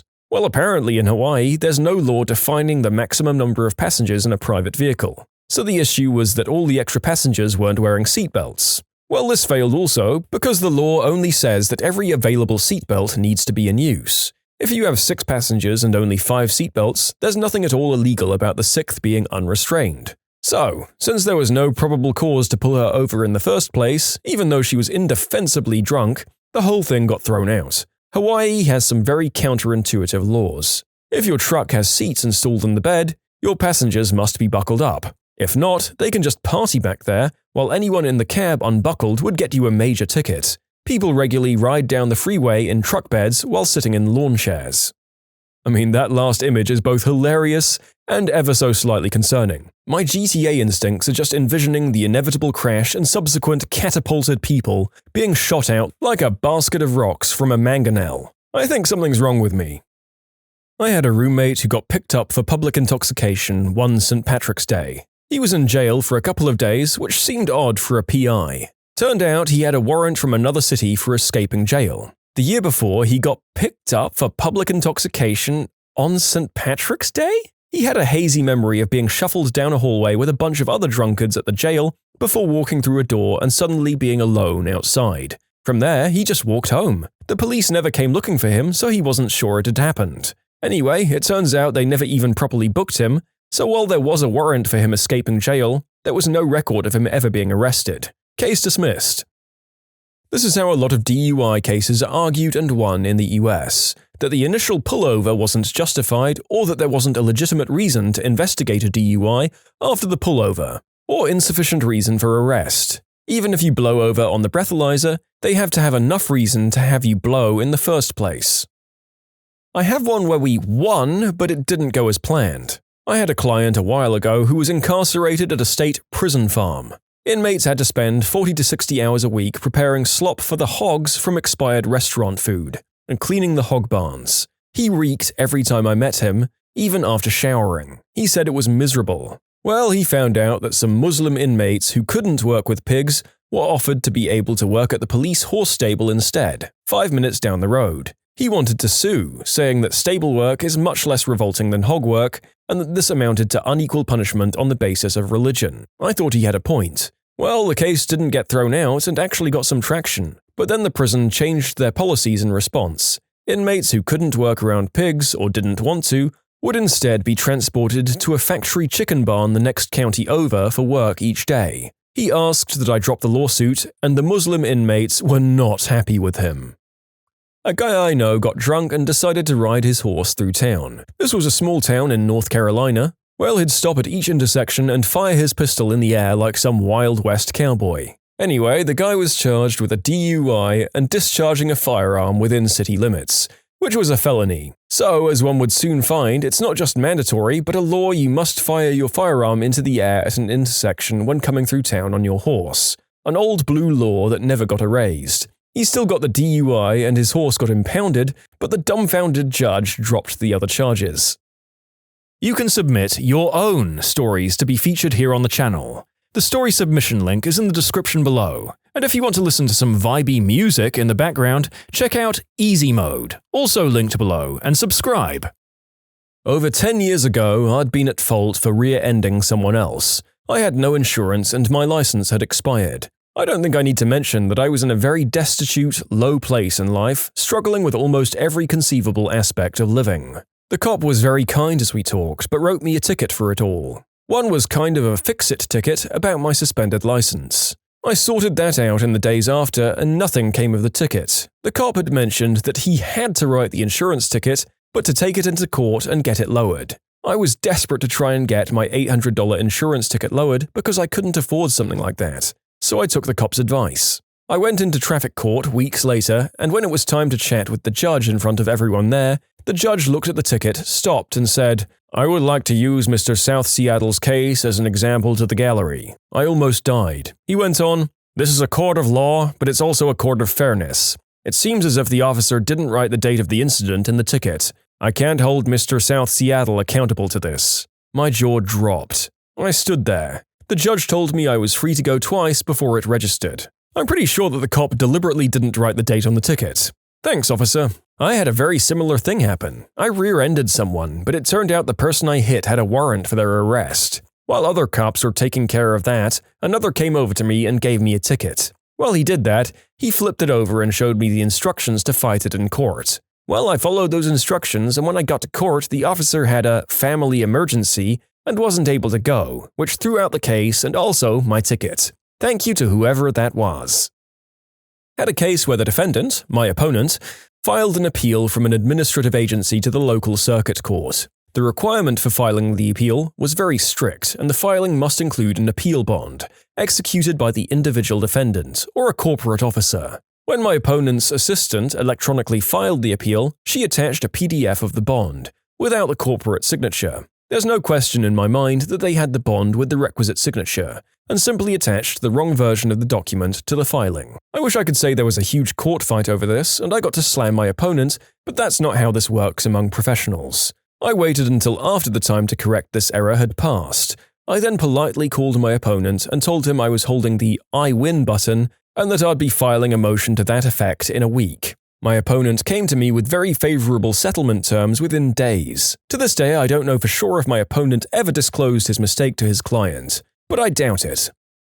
In 2016, prison inmate John Modi was charged with escaping from the prison in which he was incarcerated, which is a crime in Ohio. The prosecution, however, failed to establish that the Hocking Correctional Facility, and therefore the crime, was located within the court's jurisdiction of Hocking County, as all witnesses potentially able to offer testimony on the prison's location had gone home for the day. And, incredibly, no one remaining could provide references allowing the court to take judicial notice of the prison's location. The charges against Modi were dismissed and he was allowed to return to prison to serve his sentence, but at least without additional charges concerning his alleged escape.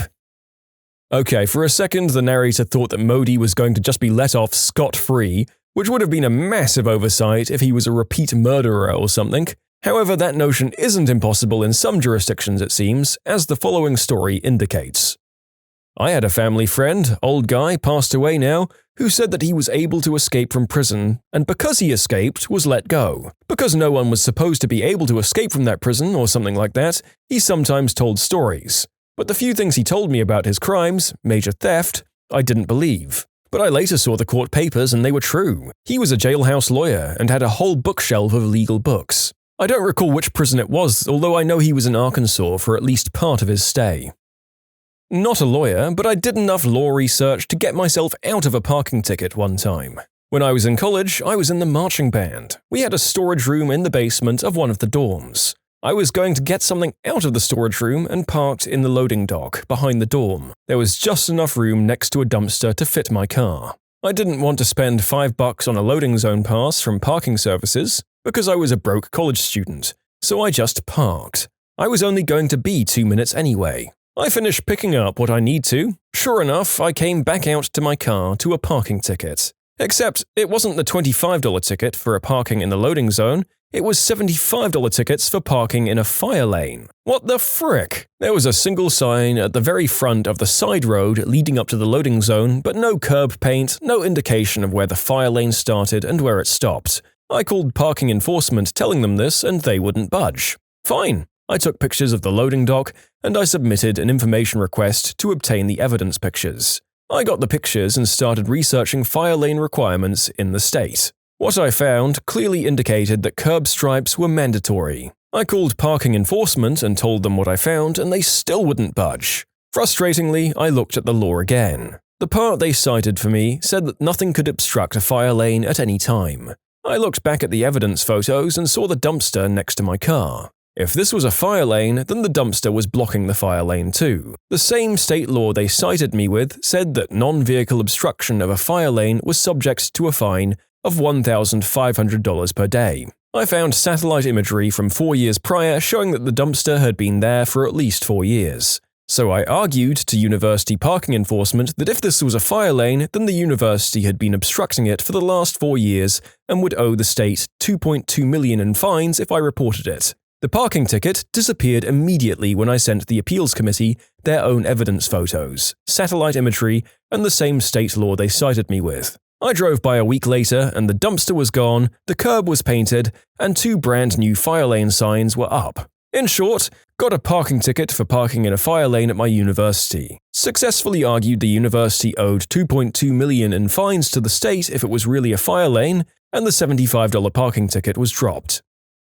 The first and only time I ever used the subway station's emergency door to get to the train, the ticket gate wasn't working, it was 3 a.m., I was a drunk college kid trying to catch the last train home, and basically I got caught by 2 subway officers and given a ticket with a huge attempted fare avoidance fine.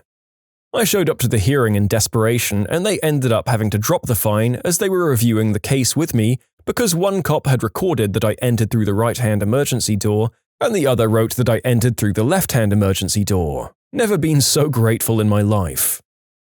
I once won a case that forbade the possession or transport of human urine in order to adulterate a urine screen. I had a client who was caught with a little container of alleged urine that he may or may not have been able to use to mess up a drug screen. Since he hadn't messed with a drug screen or actually tried to mess with one yet, he couldn't be charged with that. So he was charged with trying to transport human urine with the intent to adulterate a urine screen. It wasn't human urine. It was fake lab-made urine from a website, meaning that I got to argue, 1. The prosecution hadn't proven it was human urine, they hadn't tested it, and 2. They deprived us of the opportunity to test it because the officer poured it out before giving the container back to the client. And 3. My client could literally testify that it wasn't human urine. He's still known around the office as Human Urine Guy. We have a lot of nicknames like that around here. Human Urine Guy, Drywall Guy, Donkey Kick Guy, Fire Truck Guy, Backpack Girl, Cornhole Board Guy. As a bonus, the prosecutor got offended because I made a motion to suppress the search of my client based on violation of the Fourth Amendment. Prosecutor thought we'd agreed that the search was good. The search was good based on the facts in the police report.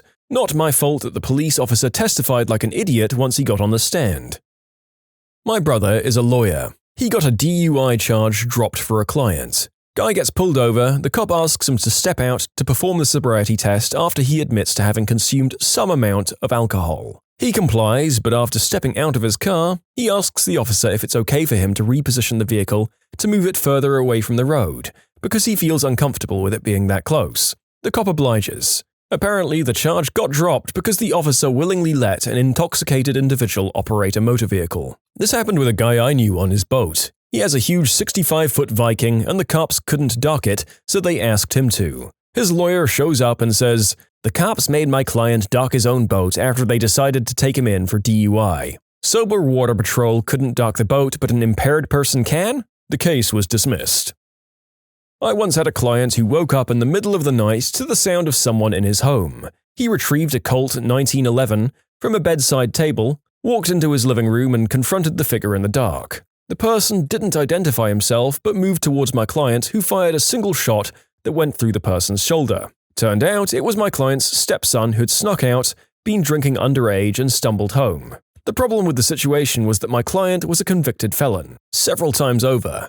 That meant that while the shooting itself was legally defensible, his possession of the firearm was not. We looked into the history of the gun itself, as our client had indicated it had belonged to his grandfather, who'd served in the US Army in the early 20th century. Ultimately, we were able to bring multiple experts in and establish that the gun had been among the first batch of firearms distributed from Colt to the US Army at the Augusta Armory. Florida Statute 7090.001 creates an exemption of firearm-related laws, including the prohibition for felons to possess a firearm if the firearm in question was an antique, meaning it was manufactured prior to 1918. Since we could establish the history of the firearm to have been manufactured before 1918, our client couldn't be prosecuted for the offense and got out from underneath a potential mandatory prison sentence. What did the weird kid do to earn that reputation? The weird kid at my school always claimed she was a wizard, and when someone spoke to her when she was, quote, casting a spell, i.e. screaming at the ground, she would turn around and either scream in their face or slap them. I was new to the school at the time, and I got screamed at because I was legitimately worried that she might be hurt or something. There was this guy, one class below me, who just ate everything.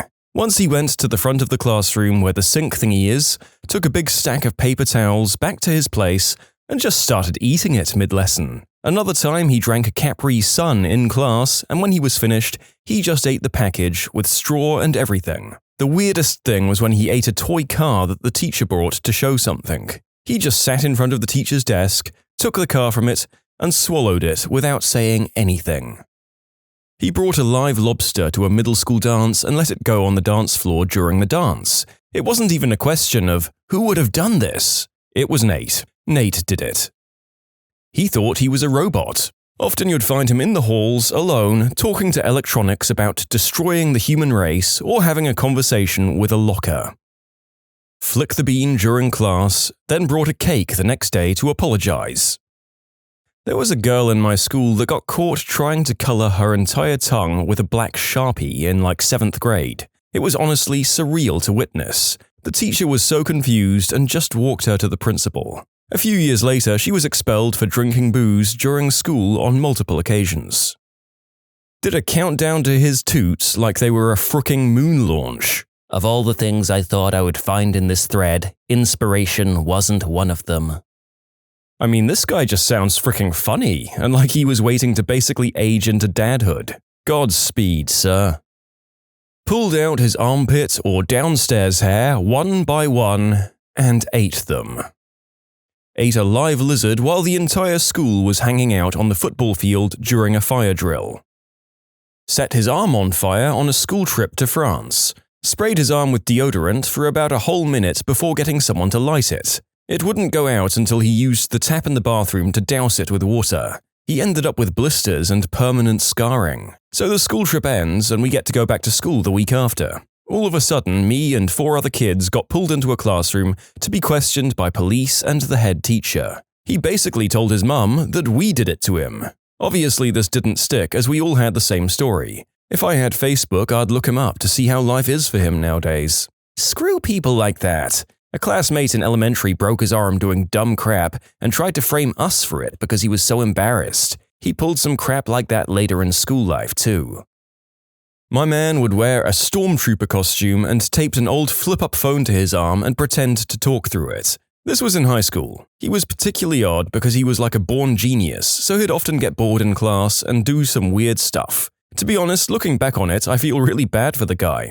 He was incredibly smart but had zero social skills and an unfortunate lump of fat right on his forehead that people would bully him for. It was also like he tried to get in trouble every chance he could. Anyways, some things he did that came to mind. He would pick at and pop his pimples in class. Like pimples on his arms and shoulders, he'd just go to town on them and be all red and marked by the end. When I was in school, we had a serious no electronics policy. A few times he'd bring his Nintendo DS and play that thing full volume and of course off to detention. Because he was so smart, he'd often correct teachers and other students, but in the rudest way possible. And he was always technically correct, if that makes any sense, also often resulting in detention. Can't think of any more specifically fun stories. He rarely showed up to school, to be honest. Maybe because he felt he didn't need to, or maybe because everyone, including the teachers, weren't always the nicest to the kid.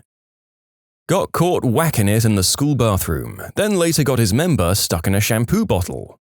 Guys, if you get your small sir stuck in a shampoo bottle and your mum has to take you to hospital to remedy the situation, you need to keep that to yourselves. There is no teenager in the world who's going to keep that knowledge to themselves. Yar, he dressed as a pirate every day for 8 years. Legitimately said he was leaving rural Michigan to move to the Caribbean and become a pirate. Changed his name to Blackbeard Ryan. Raised his hand, and when the teacher called on him to answer his question, he started singing Frere Jacques. Cut himself in class, waited for the blood to congeal a bit, and then just ate it. Just writing that made me gag. Years later, he got arrested for stabbing someone. Well, did the deed with a goat lad. He had a notoriety for crapping his pants at least once a day and was super casual about it. I remember I was behind him in the hall one day when I saw a massive log just plop out of his short legs. He looked back at it and just kept on strutting. Whoa, wait, what the heck? Was the kid just walking around fully loaded all day, and crap coming out of his pants was a once-a-day thing? Yeah, seriously, it got so bad that administration got involved and ended up requiring him to wear diapers. He was at a high level of not giving a frick. Damn, you usually don't get to that point until you're old. Maybe he's not giving a frick because he's too busy giving a crap. He drew Pokemons getting busy with each other during class for a few years. Collected earthworms when it rained in the pouch of his hoodie, and then laid them out in the schoolyard spelling his own name. He cried when he saw that it had been scraped from the pavement the next day. By that time, he was around 13. Predictably, people, by which I mean we, started calling him Worm Kid. He got expelled around a year later for throwing a fistful of earth at a teacher. To elaborate on him having to leave the school, this act of dirt tossing happened inside of a classroom at close proximity when he'd been called to the blackboard during a Latin lesson. I'm from Europe. The teacher completely lost their crap. The moist soil was all in her hair, and she later said a couple of live beetles and little pebbles or bone splinters were also found in that mix, though I can't say whether that's true. I mean, there were so many examples, but this one stuck out to me. There were twin boys in my high school who were just odd. We were in Spanish class together, and the teacher had this habit of making beeping sounds to get the attention of students who were talking. So one day that's happening, and the teacher goes, beep, beep, beep, and one of the twins shouts, "Fires and missiles!" and crawls under his desk and runs out of the room. I thought it was so funny, I about fell out of my chair laughing. I don't know. Is that an end of the world reference from that kid, or just very specifically random? The age of this post would imply that it was a bit too recent for it to reference that specific animation. I guess the narrator will never know. When we were about 15, Harrison, we were all addressed by our surnames, decided to one day wrap his eggplant in adhesive tape during a biology lesson. I can't remember why, nor how he managed to remove it, but I was impressed. He also held the record for stabbing into the desk between each finger of his outstretched hand with a compass, a very sharp point, as fast as possible despite hitting a finger at least once. He later became a distinguished surgeon. He would bark like a dog when talked to. He probably had some mental problems, but most people just avoided him. A girl in my year at school told us she has a ghost in her bedroom, and it told her that if she didn't brush her teeth, it would burn her house down. Another girl said she wanted to do the deed with our headmaster, but she was like 7 at the time, and she used to scratch people in the face like a cat. I held the door open for her once, and she flipped me off and called me a fricking B-word.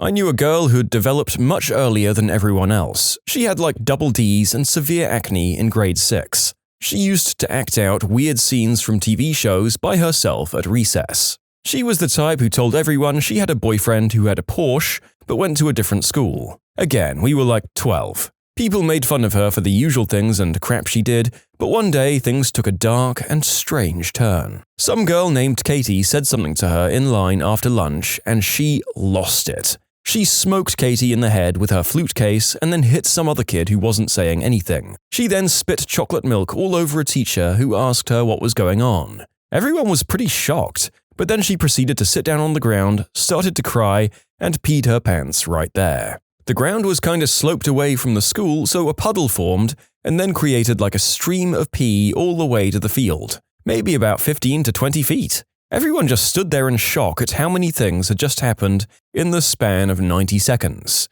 For those asking what she's doing now, I asked a couple of people if anyone knew, and I was told last they'd heard she had a daughter with her partner and seemed happy. We were freshmen in an urban high school. He made increasingly wild claims like he had a bunch of illegal automatic weapons, he made poison darts and blow guns, his sensei could outrun an arrow fired from a bow, and he was learning how to do it himself, and that he had a nitro kit in his Trans Am that he used to outrun police. He was transferred to another school. The next I heard of him 2 years later, he had crashed into a brick wall and died while fleeing the police. The report said he lost control when he engaged his nitro kit. Ate a battery in class, peed in a bottle on a bus full of 60 kids, chipped his tooth sucking on a Tajin packet. All of his siblings are named the same name, Martin. Is his name Martin? Yes. You can submit your own stories to be featured here on the channel. The story submission link is in the description below. And if you want to listen to some vibey music in the background, check out easymode, also linked below, and subscribe. I'm not really sure what this guy did, but he was a fun guy to be around, presumably just ugly and visibly mentally ill. Once he said he was going to bring a surprise to a pep rally and got talked to by police, but it turned out just to be a bucket full of candy. He got nominated Homecoming King, despite the principal trying to stop him from being elected. He won. He had a ton of school spirit too. It was really weird. And yeah, a lot of people have concerns about it being a Carrie type situation, but I don't think it was, as the kids said that the principal didn't like him at all and seemed to wait for him to make mistakes, just so that he could dish out a punishment. I overheard the guy talking about it with his friends, and I remember that he was called to the principal's office to talk about it, but he didn't say anything about the principal being scared of him, being teased or anything. My memory's a little hazy, but I'm pretty sure it was just because he wouldn't fit the school's image. That's what the kid felt, at least. I finally found out what made him the weird kid. He tore up a tree in the school parking lot and beat a car with it. Other than that, though, he seemed well liked. We had that horse girl. She always pranced around like a horse, would snort in surprise, that sort of thing. In grade 5 and 6, she always wanted to play horses. My friends and I told her that was so lame and then would go off to play wolves instead. Took a bite of a urinal cake because he was curious.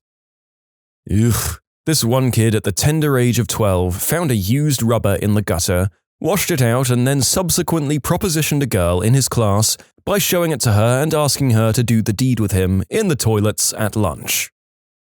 I was the president of the improv club at my high school. The weird kid was a member. Now, remember that episode of The Office when Michael would interrupt every improv scene as a cop? It was like that, except this kid always had an evil or dark magic theme. Characters in the scenes turned out to be his evil brother from the Dark Outlands.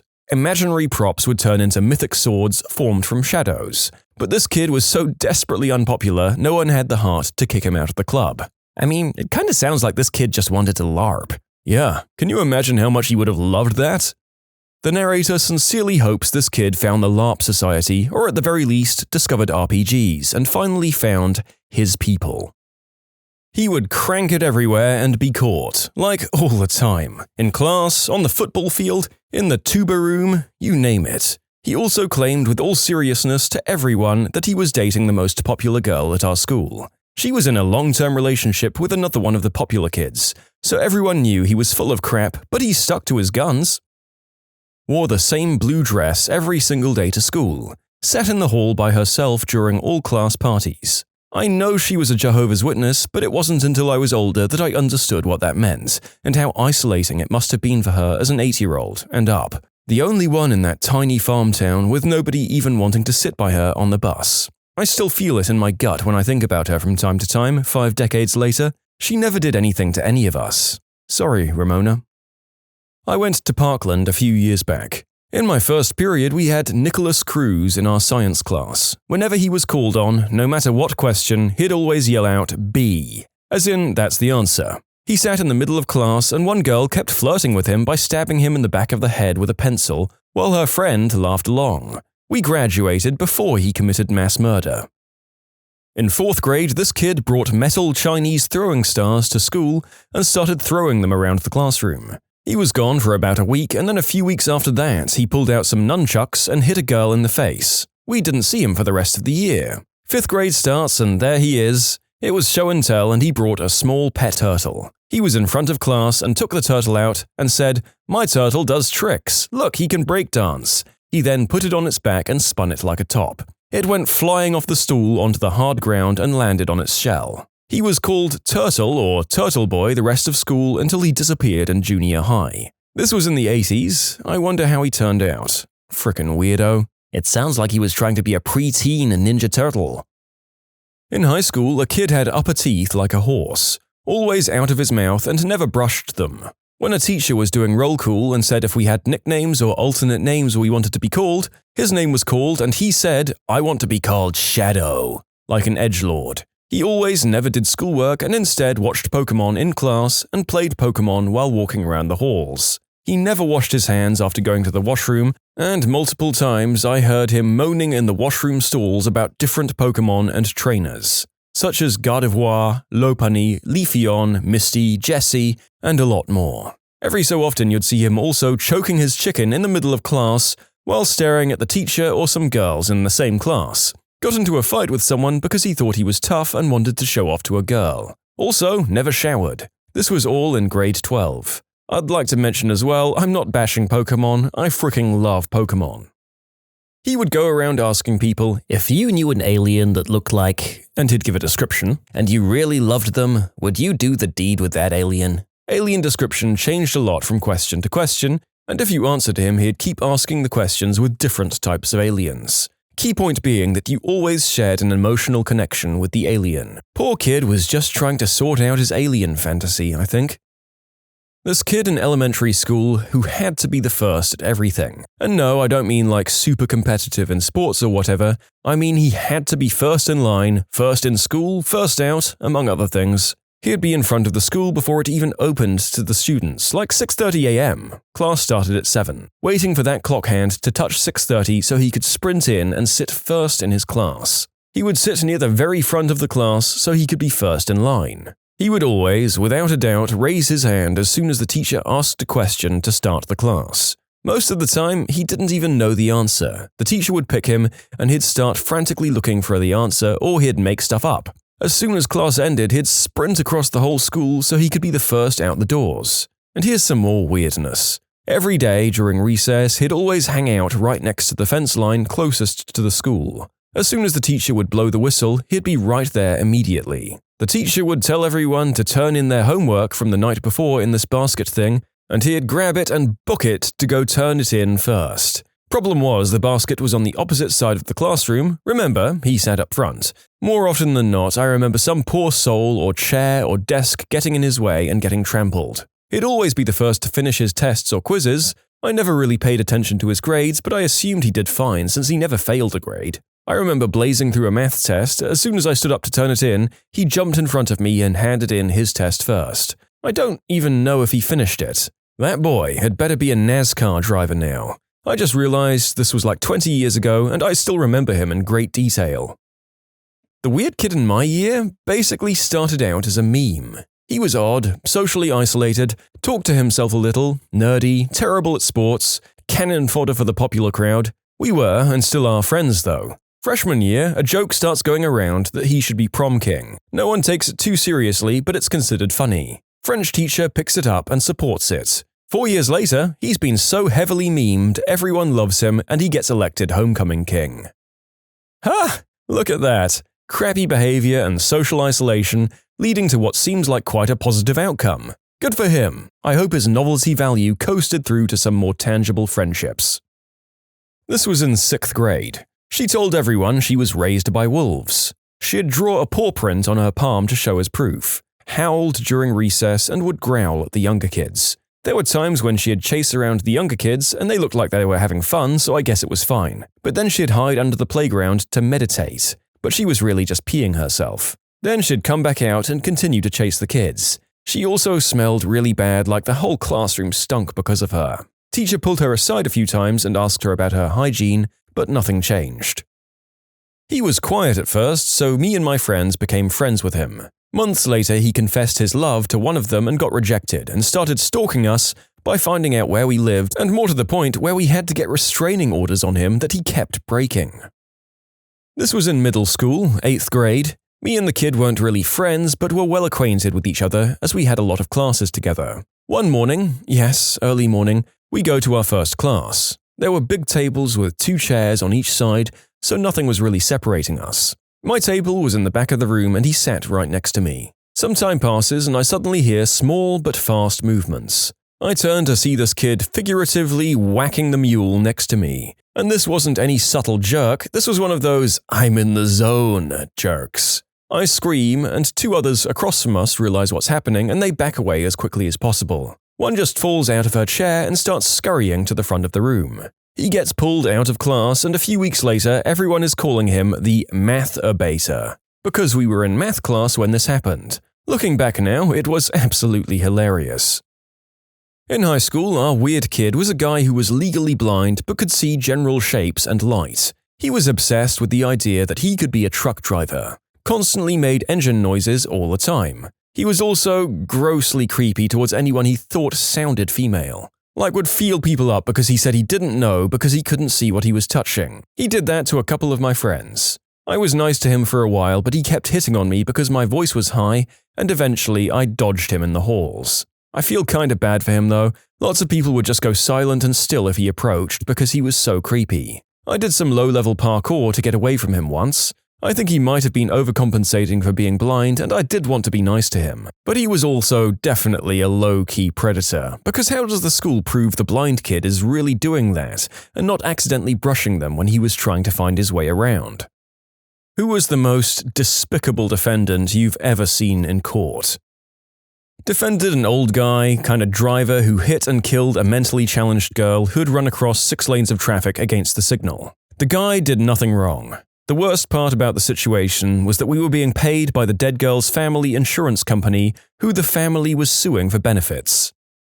I defended a guy who sent number 2 through the mail to his ex-girlfriend from state prison. I don't know how it got past prison officials, but it did, and he didn't deny sending it. However, we went to trial because he wanted me to argue that the number 2 was expressive speech and thus protected by the First Amendment. We lost. In short, crap case, we lost. I had a brilliant gentleman on probation for narcotics trafficking, and he was not permitted to own or use a cell phone. He went in for a substance test with his probation officer, and his cell phone rang in his pocket. The PO went to take the phone from his pocket and also pulled out a large baggie of white snow that he bought to his substance test. So in my state, if you're in a relationship with someone or had been and you commit certain crimes, they get tagged as domestic violence. This tag gives additional penalties. Long story short, my client received a down-under kiss from a girl and then hit her. We went to trial because the state wanted to say that one beige was a relationship and my guy didn't want to do the domestic violence classes. So we took it to the jury, who ruled that one such act isn't a relationship. I've always wondered how many beiges is a relationship.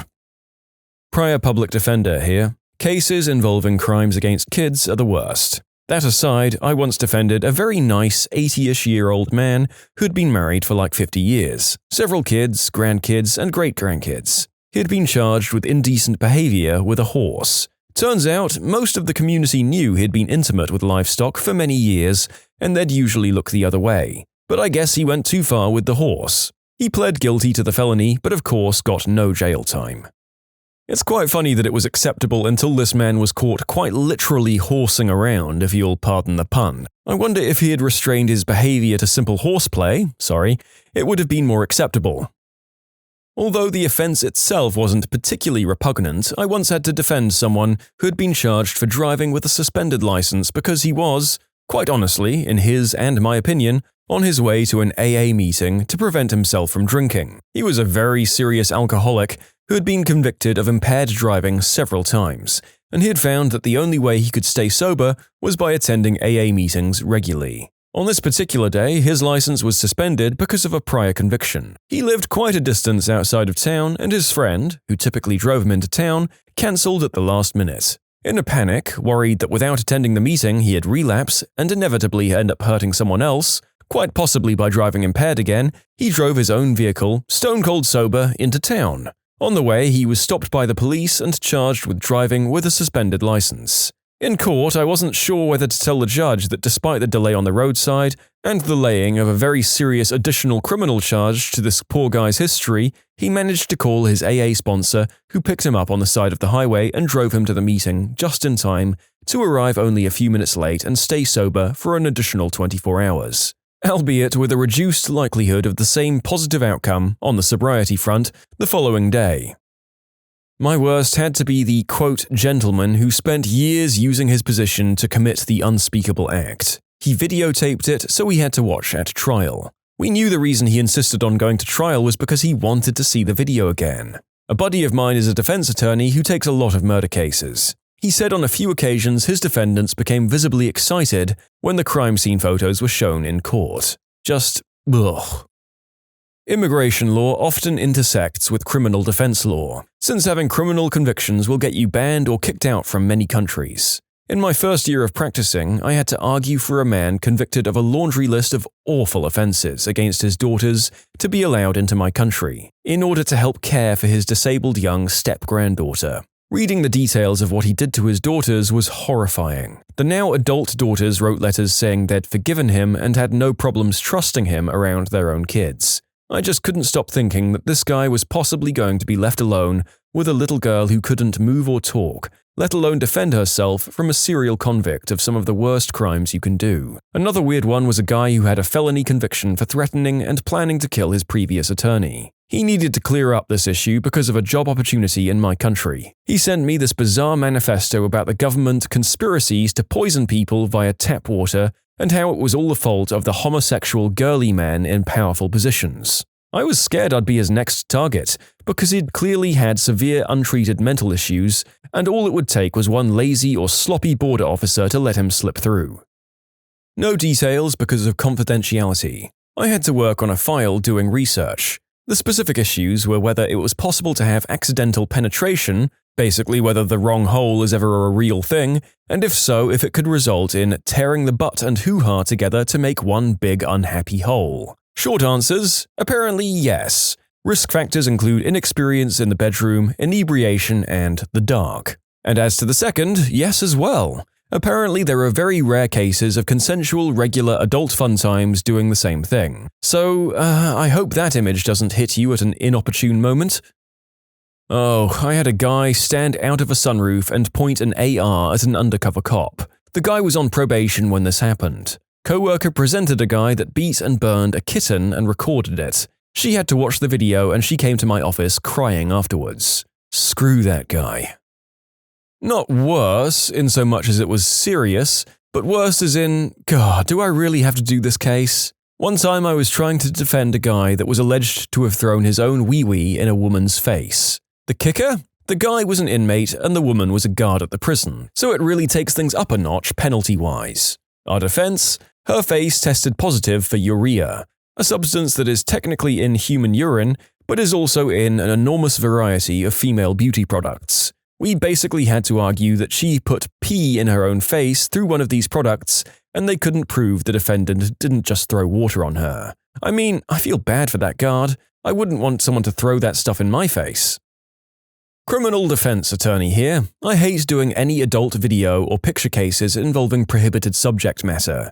Not only is the crime usually completely reprehensible, but then I have to go and review the discovery myself, which I absolutely hate. Thankfully, haven't had one of those cases in a while. I also hate civil asset forfeiture, but for an entirely different reason. When I get a substance case where the client's assets are seized, not only do I have to deal with the criminal's charges, but I'll also handle the civil asset forfeiture because that's what my firm does. I hate civil laws, but it's quasi-criminal, so I can deal with it. But the whole asset forfeiture scheme is bullcrap. In my jurisdiction, if over 25k is seized, no criminal conviction is necessary for the DA to keep the money, which is entirely backwards. We'll still have the civil trial, but it's by a lesser standard than a criminal trial, as in proved beyond a reasonable doubt versus clear and convincing evidence. There was a movement to reform the asset forfeiture laws, but the DA's association opposed it and effectively killed the reform. Their reasoning being that the DA offices and police departments allocate and rely on asset forfeiture for a part of their budgets, which is essentially admitting that they have a cash incentive to rob people. Ugh, that's some bullcrap that I think is pretty common, sadly. In my country of origin, there was an investigation into police responding instantaneously into speed camera cases as opposed to more important, pressing time-sensitive matters because they were told it would affect their budget. Complete crap. Lawyer who did criminal work experience whilst training.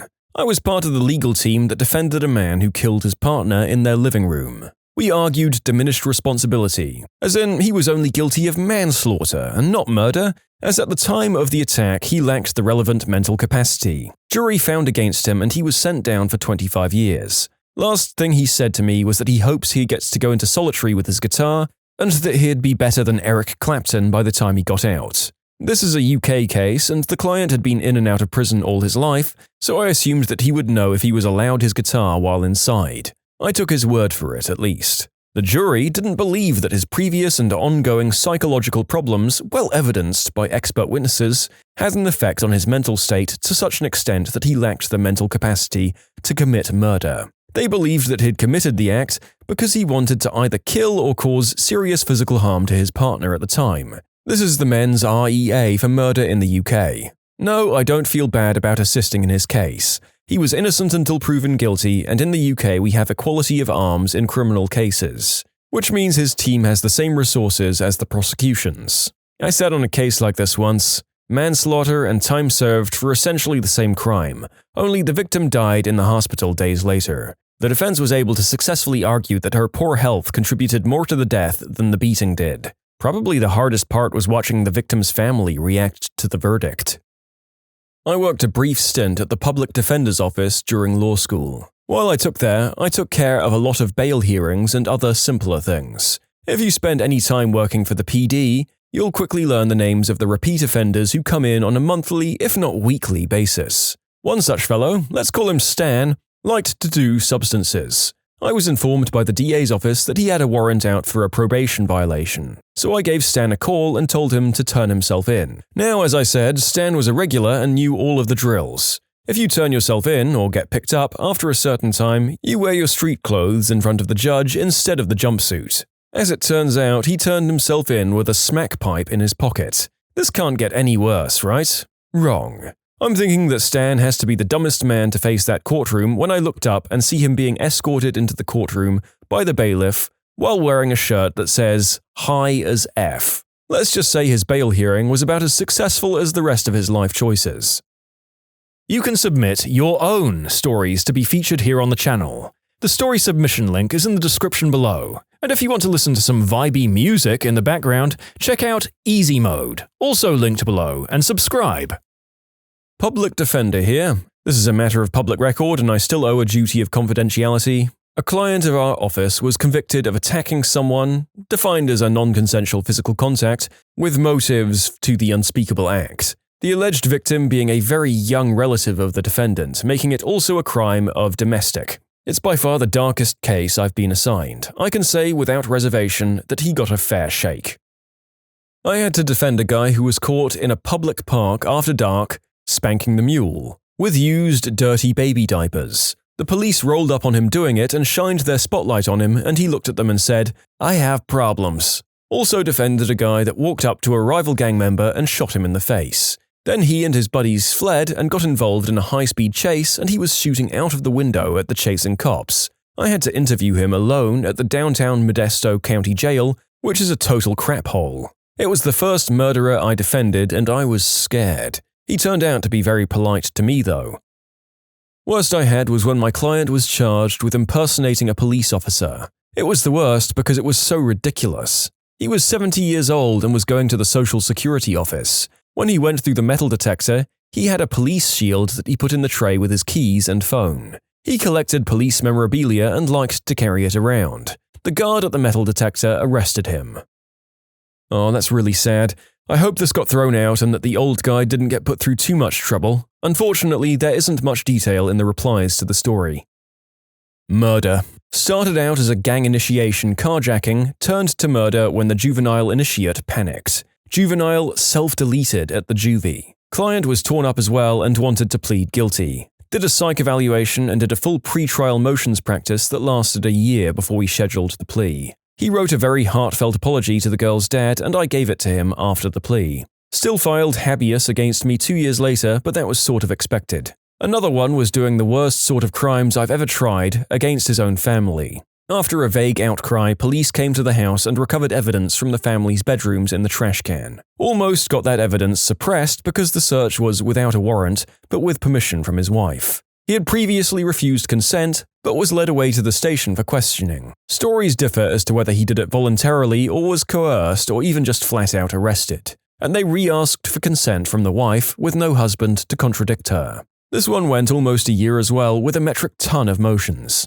In the end, what the police got from the search corroborated the witness testimony to the T, and he eventually decided to plea. But the one that affected me the most was a little kid who literally grew into a man while locked up for 2 cases. 2 cases of aggravated attacks and another case of armed robbery. He stayed in jail almost 3 years while the cases worked themselves out. In the aggravated attack case, he was alleged to have shot 2 lifelong gangbangers due to some dispute. He was a skinny kid, maybe 150 pounds, soaking wet. And these gangbangers were all over 6 foot and heavily built, and a long rap sheet each. Cross-examination on their records went fricking textbook. They each had about 5 convictions, and I asked about the first 3 and then let them hang themselves by saying how they're different now, and how that's all old news, and they don't do that no more. Right. And then you hit them with the subsequent convictions. You wouldn't think that would work, that they'd know their own record and they wouldn't fall for this trick, but they do. Every single time. Not guilty, but still locked up because of the armed robbery. Armed robbery went to trial and we had an expert on eyewitness testimony, Professor Brigham. He was a professor at FSU along with Elizabeth Loftus, the preeminent expert in the field of human memory and eyewitness testimony. He dazzled the jury. Truthfully, I can't take credit for any of this. Not guilty again. A few days later, he came to see me at my office. I still remembered a skinny little kid. Not anymore. In street clothes, this guy was built. Somehow I missed all of that, either looking through the partition glass at the jail or being preoccupied with the other stuff in court. We always had a good rapport, so we spent a good hour talking about future plans. That'd be the last time I'd see him, however. A year or so later, he got arrested for murder and is now serving a life sentence. I think that if he had been convicted of some of the other charges, maybe he wouldn't have that murder. Maybe if he'd been away for 5 or 10 years, he could have come out more mature. Not as a 20-year-old jacked-up kid who's been deprived of fun things for the past 3 years. I deliberately kept myself ignorant of the specifics of the murder. Maybe he killed another useless gangbanging psychopath. Maybe he killed a nun. I think it's better not knowing. Worked on a case in which the defendant was accused of decapitating his grandma with a bread knife. Gruesome and scary. Well, really violent cases of the unspeakable act, and by that I mean when the victim was beaten, among other things. They're never easy, particularly because the perpetrators tend to be extreme narcissists who are very angry at women because reasons. Elliot Rodger, the 2014 Santa Barbara killer, is a good example of that type and was much more articulate than most. The narcissism makes defending them a real chore because they tend to be delusional. The victim will never testify. Less creepily, and setting aside sovereign citizens and their ilk, I had a fellow who was dealing smack in a local bar when the cops did a closing check and recognized him as someone whose parole conditions prohibited him from being in bars. He brightly fled to the men's room, a dead end, to flush his dope, but they were right on his heels, so they had him. This frustrated him so badly that he pooped his pants and tried to fling the resulting product at the officers. He was never really clear on why I didn't think this was a triable case. I had a client who was a narco in Colombia extradited to the US. Killed more people than he could count. Actually, lost track. A guy who killed another person in a road rage incident and shot his dog. Strafed bullets across the windshield to scare the guy's wife and then went home and went to bed. I could go on for days. A friend of mine's dad is a defense attorney. He once had a client who strangled a working girl to death because she laughed at him because he couldn't get hard after shooting smack directly into his eggplant. Her dad's half-assed defense was, well, Your Honor, in his defense, he was really high from the smack, so he clearly wasn't thinking. The guy was quickly sentenced to many years in prison. I mean, what else can you say in a case like that? I don't know how anyone can even do a half-assed job of something like that, let alone put any proper effort into defending a guy with so many problematic things going on at once. Takes a different sort of person to work as a public defender, I guess. The 90-year-old woman who routinely smuggled substances in her hoo-ha into prisons was more interesting than most. The gang murderers are pretty routine at this point. As a young lady, it's the ones who aren't killing in the name of territory, street cred, among other things that get to me. I was really affected by a particularly brutal, cold, calculated, sick 30-something man accused of murder. He was eerily calm and cocky about his encounter with an underage girl he met and chatted up for about 20 minutes that resulted ultimately in her drowning with suspicious surrounding circumstances. He was obviously disturbed and it was very unsettling just being near him. Images of him smiling for the news cameras in the courtroom will weirdly pop into my head on a somewhat random basis, and it still gives me the heebie-jeebies. The act he put on when he insisted on being put on the stand in a trial ruined him. He would have walked but for his ridiculous testimony. Within seconds, the jury, who'd been paying close attention previously, looked horrified as he told these stories and stopped taking notes. Their minds were made up as soon as he opened his creepy mouth. He was quickly convicted. We did a really stellar job in his case, but he dug his own grave. Justice was served. Copyright defense attorney here. Lots of people have been put through the ringer over BitTorrent downloads in the last few years. My favorite story is not from my client, but from the same case. During one of the first civil BitTorrent file-sharing cases, it became clear to me, and the plaintiff, that one defendant was lying. The guy had erased his hard drive to destroy evidence after receiving the discovery request for the computer. He then reinstalled Windows and named the drive Squeaky. He put it into an encrypting USB enclosure and handed it over. It took them a while, but they figured it out. The guy got hit with a $250,000 judgment for 5 downloads. So the guy was fined $250,000 for downloading 5 items? Like 5 movies or something? That's not justice. You ruin someone's life for downloading a movie. That's totally unbalanced. Okay, I'll pop in. Years ago, there was a silent alarm that went off at the petting part of the zoo at about 3 a.m.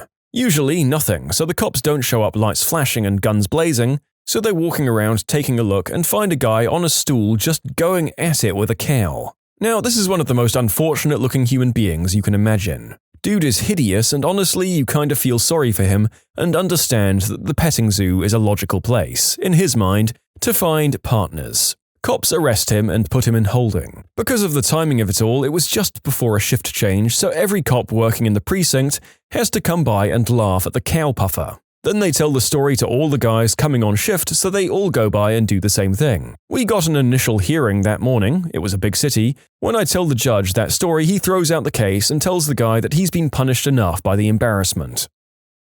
A friend of the family is a lawyer who has a favorite story that he likes to tell. Basically, he had to defend someone who just randomly punched a stranger, a 90-year-old grandmother, in the face one day, in front of a dozen witnesses, evidently just because he was in a bad mood. The only defense he could come up to give before the judge was, "Your Honor, he only hit her once." Have you ever interviewed someone and wondered, what is wrong with you? I once had a candidate for an intermediate-level analyst job brag during an interview that he used to work other jobs and play poker, while working his primary office job. For example, for about 2 weeks before he was caught and got fired from all his jobs, he'd take long lunches. No one knew where he went between 10:30 and 1:30. Turns out he'd gotten a job making pizzas at the next-door pizza restaurant and worked the lunch rush. He also bragged about playing poker at work constantly. This was in the late 2000s while online poker was still in its big boom. He bragged about these things to me as if I, a relatively young professional at the time, would think he was cool. Or maybe he thought it demonstrated his ability to multitask and still get his job done. I have no idea. Either way, we did not extend him an offer. Had a candidate come in who said how hot my admin was and asked if she was single or open to Freaky Fridays. What, switching bodies with our teenage daughter to learn a lesson about considering others' points of view and importance of family? No, but the implications were definitely regarding bodies and swapping something. During the interview I asked, "I see you've managed a vegetarian restaurant." What? "It says here you managed a vegetarian restaurant on your CV." Oh, I guess I did write that. Not really, though. My girlfriend had an art exhibition and I organized the sandwiches for the opening. They were vegetarian. This was a candidate that was otherwise pretty impressive seeming, and he had been among the favorite candidates for a sought-after position. The interview had gone quite well up until this point. I met him later at a party. He had no memory of me. Oh no, it was more of a catering firm. I meant to change that. I had someone helping me with my resume and we just put that as a placeholder. But apparently I forgot to change that. I apologize. In fact, it was just me and my girlfriend who started a small catering business, and we did a few jobs, but we realized we couldn't live off the profits and decided to put that idea on the shelf, and here I am now. You see, you've just got to spin these things quicker. Reading replies like the one you've just finished hearing makes me realize that fluent bullcrap really is such a vital interview skill. That's probably why so many other work horror stories we read about seem to get such a wealth of crazy and unqualified people in them. Presumably people who've lied and inflated their small activities into impressive achievements on their CV and talked them up in the interview. This kid, probably 18 to 20, just started picking his nose, like knuckle deep and digging for gold in the middle of his food service job interview. I wrapped that up real quick and didn't hire him.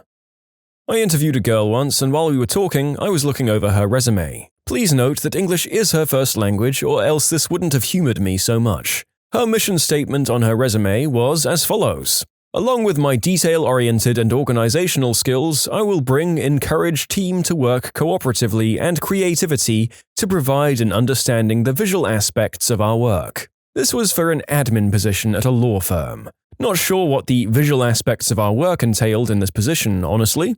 I read that over about 5 or 6 times, worried that I was having a stroke, so I didn't really hear much of anything else she said during the interview. I haven't been able to make sense of it no matter how many times I read it. I actually cut it out of her resume and have it sitting on my desk some 15 years later. In short, she was a lazy liar. Hiring a business intelligence analyst?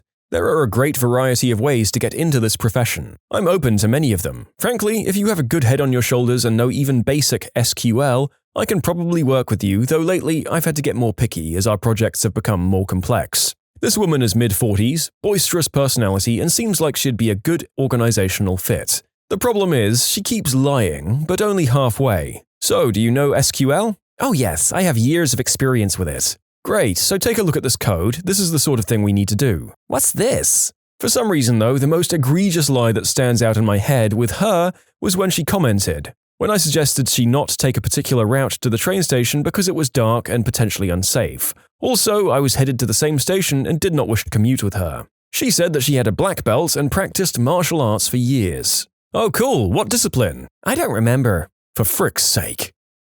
We had a shortlisted candidate come up for a campus interview. This usually includes a meeting with the dean, a long interview with the full hiring committee, a formal meeting with the department chair, dinner with the hiring committee, a formal job talk, a 1-hour academic lecture, teaching a simple undergrad course and meeting some students, as well as a campus tour. During the job talk, he kept flashing the pink satin liner of his suit jacket in the direction of one of our openly gay grad students. Everyone noticed. Later, he proceeded to get trashed during the meet and greet with the students at a local bar and confided all of the dirt about his current department and overshared the status of his rocky relationship with a grad student back in his home university, which was a big no-no even though it happens sometimes. The next morning sealed the big fat no. A grad student usually volunteers and is compensated to drive the candidate back to the airport. This person kept trying to persuade the openly gay grad student to drive him instead, even though another student, female, already had the task assigned to her. You know, this guy didn't get an offer. I'll never understand being so confident about this kind of thing that you would go into a really important recruiting situation and behave like this. Honestly, if I'm ever flown out of somewhere for any kind of work, be it interview or otherwise, that's me on high alert and vigilant for the entire journey, apart from maybe weekends. You just can't risk something like that. And yes, it's exhausting. When she listed all of her ex-boyfriends that currently worked there and said she couldn't wait to see the looks on their faces when she showed up to work. This was in the first 3 minutes of the interview, so I wasn't even close to offering her the job yet. I cut the interview right there and sent her on her way. You didn't invite her back for a second interview by a panel of her ex-boyfriends? How did you resist? Honestly, the thought crossed my mind, and in that office it would have been widely appreciated. I set up an interview for an acquaintance's nephew, with the company looking to hire 30 college students for summer work. The nephew's major and the line of work this company performed seemed to mesh perfectly, and I knew the hiring manager personally, so it seemed like a great fit. A couple of weeks later, the acquaintance emails asking about the job. So I hit up my hiring manager friend, and the conversation went something like this. So, how did the round of hiring go? HR said, Great, needed to fill 30 spaces and only had to do 31 interviews to fill them. Oh, cool. So was Paul one of them? Oh, him. Yeah. Well, he was undressed during the interview, so we declined. What? Are you serious? I find it hard to believe he'd show up to an interview undressed. Well, it was a Skype interview, and when we brought up his video feed, he was lying in bed in the buck. Well, maybe he thought you couldn't see him? Maybe he thought it was an audio meeting? We told him we could see him, and he said, sorry, and then covered himself up with a sheet. We asked if he wanted to reschedule, and he said no, he was good. So, yeah, we decided to pass. Sorry, Paul. I've had 2 separate cases where people were so confident that they had the job that they botched the interview. On one of these, I wanted to tell the candidate to go out and come back again, because he was one of 2 very good choices and his arrogance put my team off. They thought the other candidate would be a better fit. I've learned this is really important. I beat out a woman for a position who had literally decades of experience on me because no one got along with her. All my coworkers went to our boss and asked her to please not hire the other woman because she's so hard to deal with, even in small doses. They couldn't imagine having her around every day for 8 hours, and our boss listened, I guess, because here I am.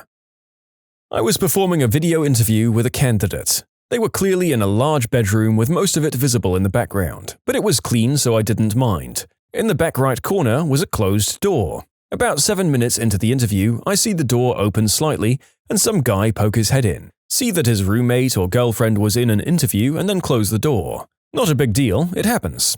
I asked my next question and let the candidate respond. But then about 30 seconds later, I see the door slowly open again, only this time the guy comes crawling out of the bottom. He continues to crawl across the floor, making his way to the opposite side of the room.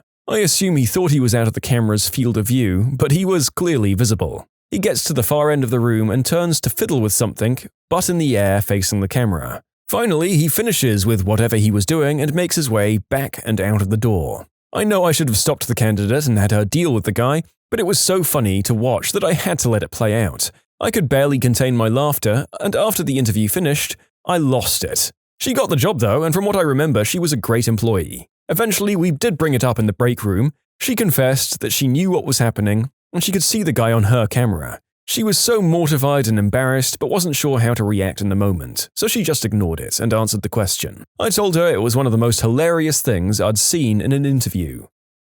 You can submit your own stories to be featured here on the channel. The story submission link is in the description below. And if you want to listen to some vibey music in the background, check out easymode, also linked below, and subscribe.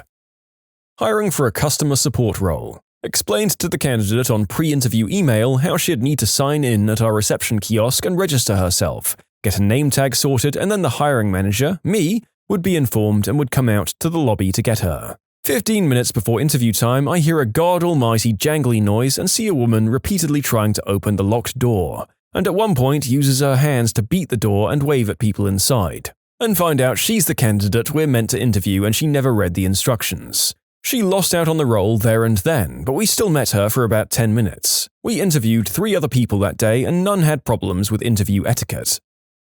The strangest ever was a man telling us all about his mum's Alzheimer's, talking crap about our company, and getting upset we didn't offer him the position on the spot. It was a wild ride beginning to end. I had someone show up in Daisy Dukes and cowboy boots for an office job at a 4-star hotel. The narrator has now looked up what Daisy Dukes are, and yes, I can now understand that showing up to a fancy hotel interview in a tied-up crop top and denim short shorts may not in fact have been what the establishment was looking for. The people at my last teaching job interview said more or less the same thing, funnily enough. We were looking for a sous chef that would be able to work and train for a few months and then eventually fill my shoes as CDC, as I was leaving in about 6 months' time. We were a big, very successful restaurant in a super competitive city and had a ton of applications and interviews. Most interviews for a chef position include a pretty informal chat with a hiring chef, the owner and the general manager, and a cooking and tasting portion, where the interviewee plans a meal of 5 or 6 dishes and serves them to the interviewers. One guy came in and killed the interview, and served incredible dish after incredible dish, but the owner didn't like him because the guy interviewing was tattooless and more than 50 years old, and he felt that this guy's age wasn't conducive to our hip, late-night vibe. Whatever, you do you, Jeff, you insufferable prick. The same owner calls me a few days later and tells me that he's found a guy that he wanted to poach from a small bistro just outside our town. The guy comes in and is super cool, fresh jacket, oozes confidence, and a ton of cooking tattoos. The owner is in love, and I'm hoping that this new guy is into overweight dudes with chef jackets that are 2 sizes too small. Before the interview, all candidates had to send over an ingredients list so that we could order any ingredients that they may need for the cooking portion of the interview. And this guy had requested some foie gras for a dish he said had been awarded time and again, a foie and lobster crepe. Didn't sound very good to me, but I was willing to give it a shot and see how it went. After the meeting, the guy went into our kitchen and started cooking. After about 10 minutes, we all hear the guy screaming at one of our prep cooks to slice him some chives. A few minutes after that, he brings out the app, which he says is his take on shrimp and grits, something that is already on our menu and that he says is better than ours. I point out a few things. The shrimp is overcooked, the grits are gluey, and the chives he was so stressed about weren't even on the plate. He tells me that the problem was that our prep cook didn't speak English, and that when he was chef, he'd make sure the entire back-of-house staff was fluent.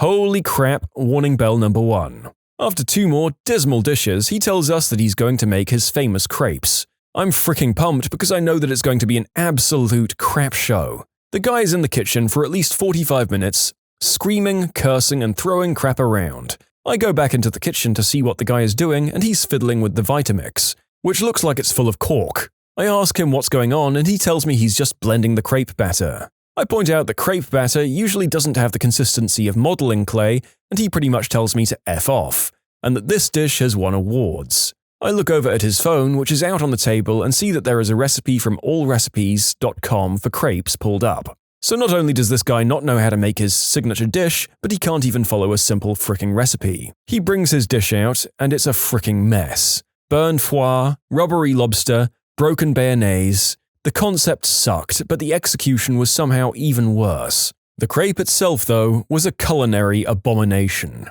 It was as if someone had given a lump of grey Play-Doh a pap smear. I straight up told him this was one of the worst things I'd seen produced in a kitchen, and he pushed back, saying that it would have been great if my staff had given him the support he needed. Despite my protests, we actually hired this guy. The owner thought that he was cool and projected the kind of image we needed. He lasted about a month before I threw his butt out of my kitchen, which the owner never forgave me for. I called the old guy that killed the interview and offered him the job, and he essentially told me to get bent, because he knew he deserved the job in the first place, and he was right. To start the interview, I asked him to tell us, 3 people, a little bit about himself. 35 minutes later, he stopped talking. Usually people answer this question in 1 to 5 minutes. It was incredibly awkward and I was tempted to interrupt him, but then truly wanted to see how long he'd go on.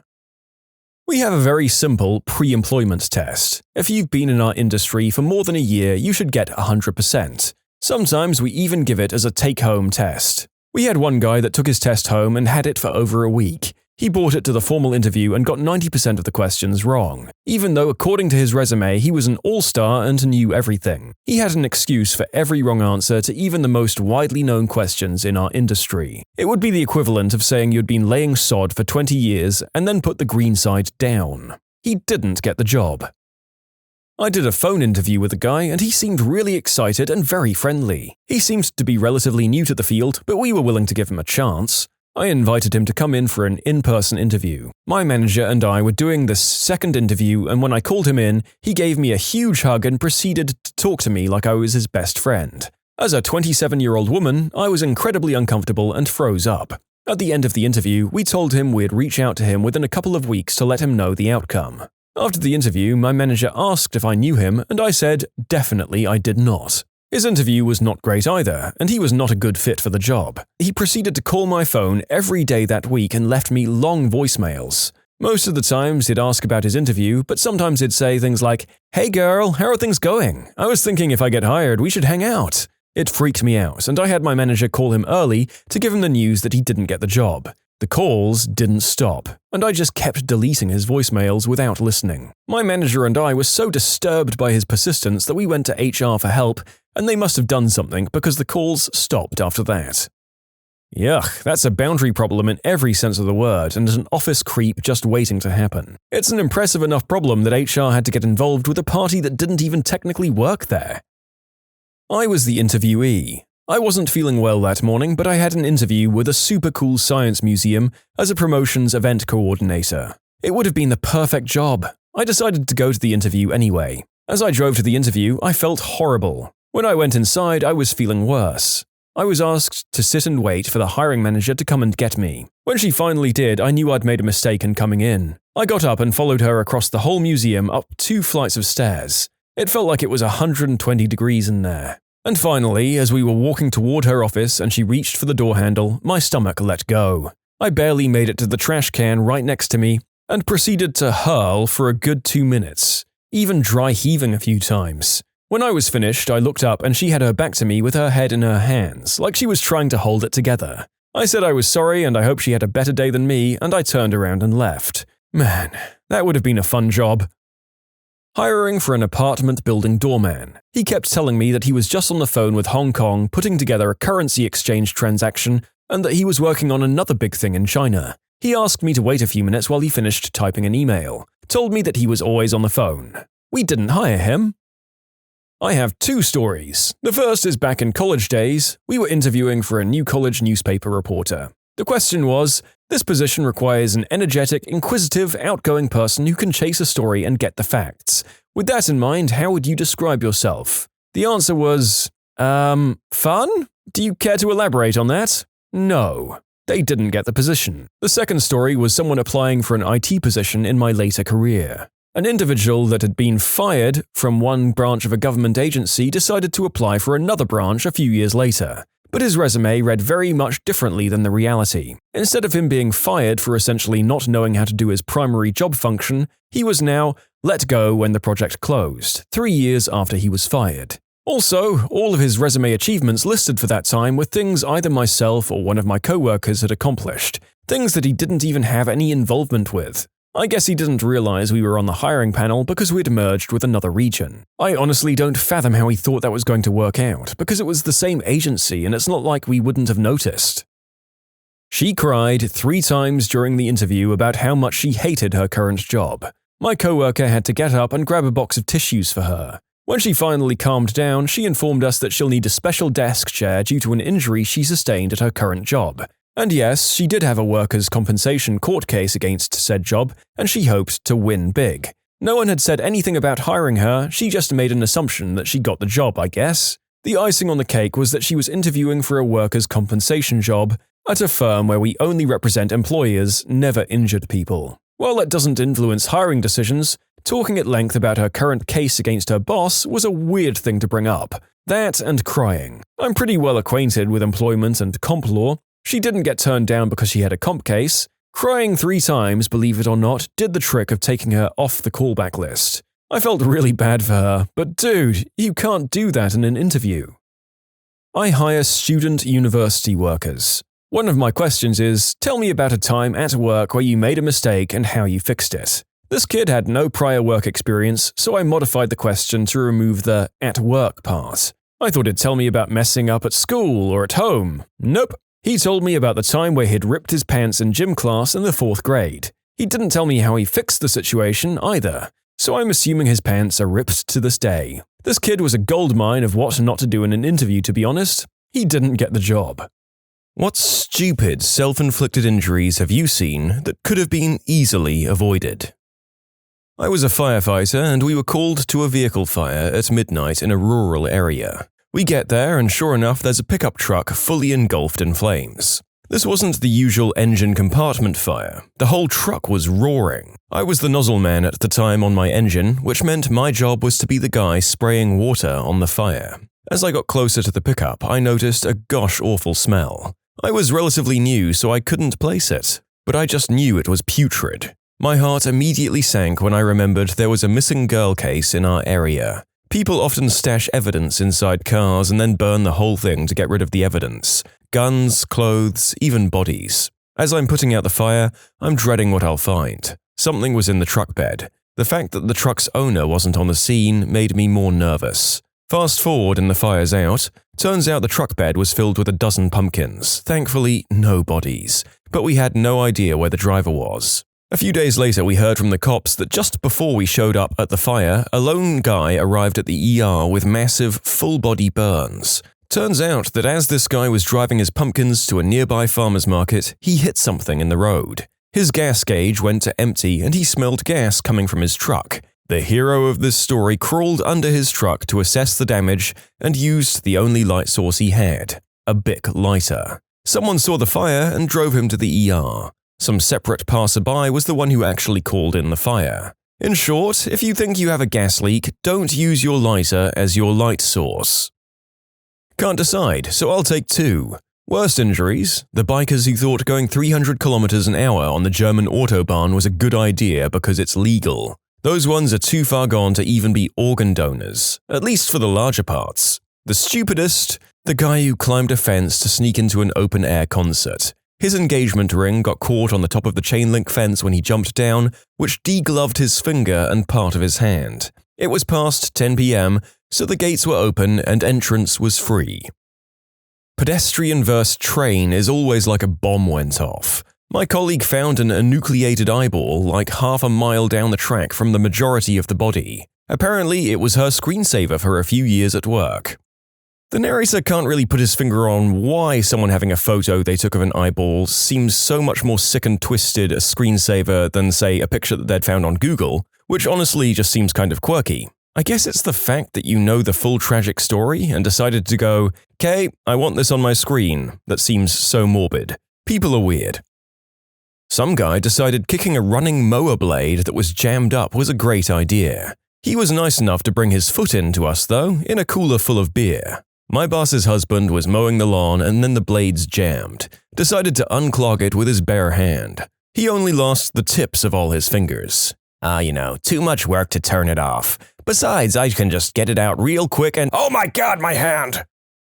There was an SUV full of teenagers driving down the highway in busy traffic. They were driving pretty aggressively. They tried to pass a truck, but the truck is towing a trailer and can't slow down quickly enough to let them pass before oncoming traffic gets close. So they slow down and try to make a second pass. The 15-year-old in the back seat decides to pull his pants down and hang his butt out and moon the other car. Once they passed, they overcorrected and rolled. The kid doing the mooning was ejected and left half his brains and his left arm in a 75-foot line down the middle of the highway.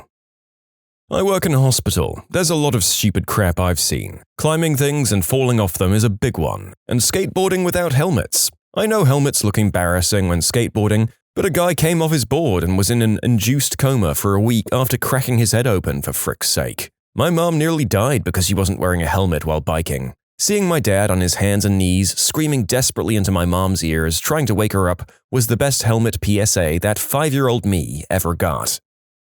I met a guy while I was in the hospital ER that was getting out after suffering a stab wound to his leg. I asked him what happened, and he told me that his friend stabbed him with a carving knife. I asked him why he'd do something like that, and he replied, "We were both drunk and decided to see if I could feel it." At least he had a sense of humor about it. My dad is a police officer, and in the first few weeks he was working, he had 2 really bad accident calls. The first one was on a local highway where a guy had lost control of his U-Haul and flipped it. He wasn't wearing a seatbelt and was ejected. He landed, most likely already dead, and the truck came to rest on his head. Only on his head. The other one was more gruesome. A homeless man was sleeping under garbage when a garbage truck drove onto him trying to get closer to the dumpster. I know this has been said many times, I think even in Deadpool, but he described it as if you ran over a tube of toothpaste. The top popped and the bottom was completely flat. My cousin is an EMT, and he said one of the nastiest scenes he came upon was a car accident in which the passenger had both her legs up on the dash. Airbags deployed, causing severe fractures on both of her ankles, and pushed her knees into her face, breaking her eye socket. He said she was fully conscious when he arrived and in incredible pain. If I remember correctly, she survived and was expected to make a full recovery. He has lots of crazy stories, mostly crystal and drunk drivers though. 25 years in the fire service. Pick one. A. Dropping your smack pipe onto your bed and burning off all your skin and flesh.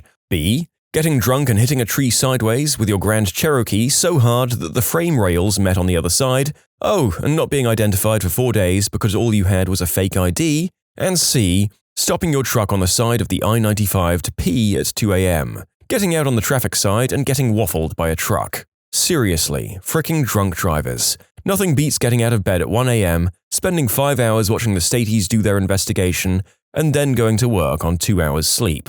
Here's one from within the last year that I didn't have to deal with directly. Some butthole walked into traffic to self-delete at 5 a.m. on 95 in Greenwich, Connecticut. Got himself flattened, but the trucker didn't notice, and the traffic kept running over him until 9. I went over the smear around 6:30 and noticed the clothes everywhere. 4 hours of the NYC commuter rush drove over that guy's carcass. The smear was spread over 3 lanes and 100 yards. People are used to dead deer and some trash on the road. Plus it was early and very dark. A friend of mine told me about a call he had as an EMT. It was for a guy with an ungloved member in a hot tub. Firefighter here. Teenage boy ducked and rolled from a car traveling about 40 miles per hour because a bee got into the car and he was allergic to bees.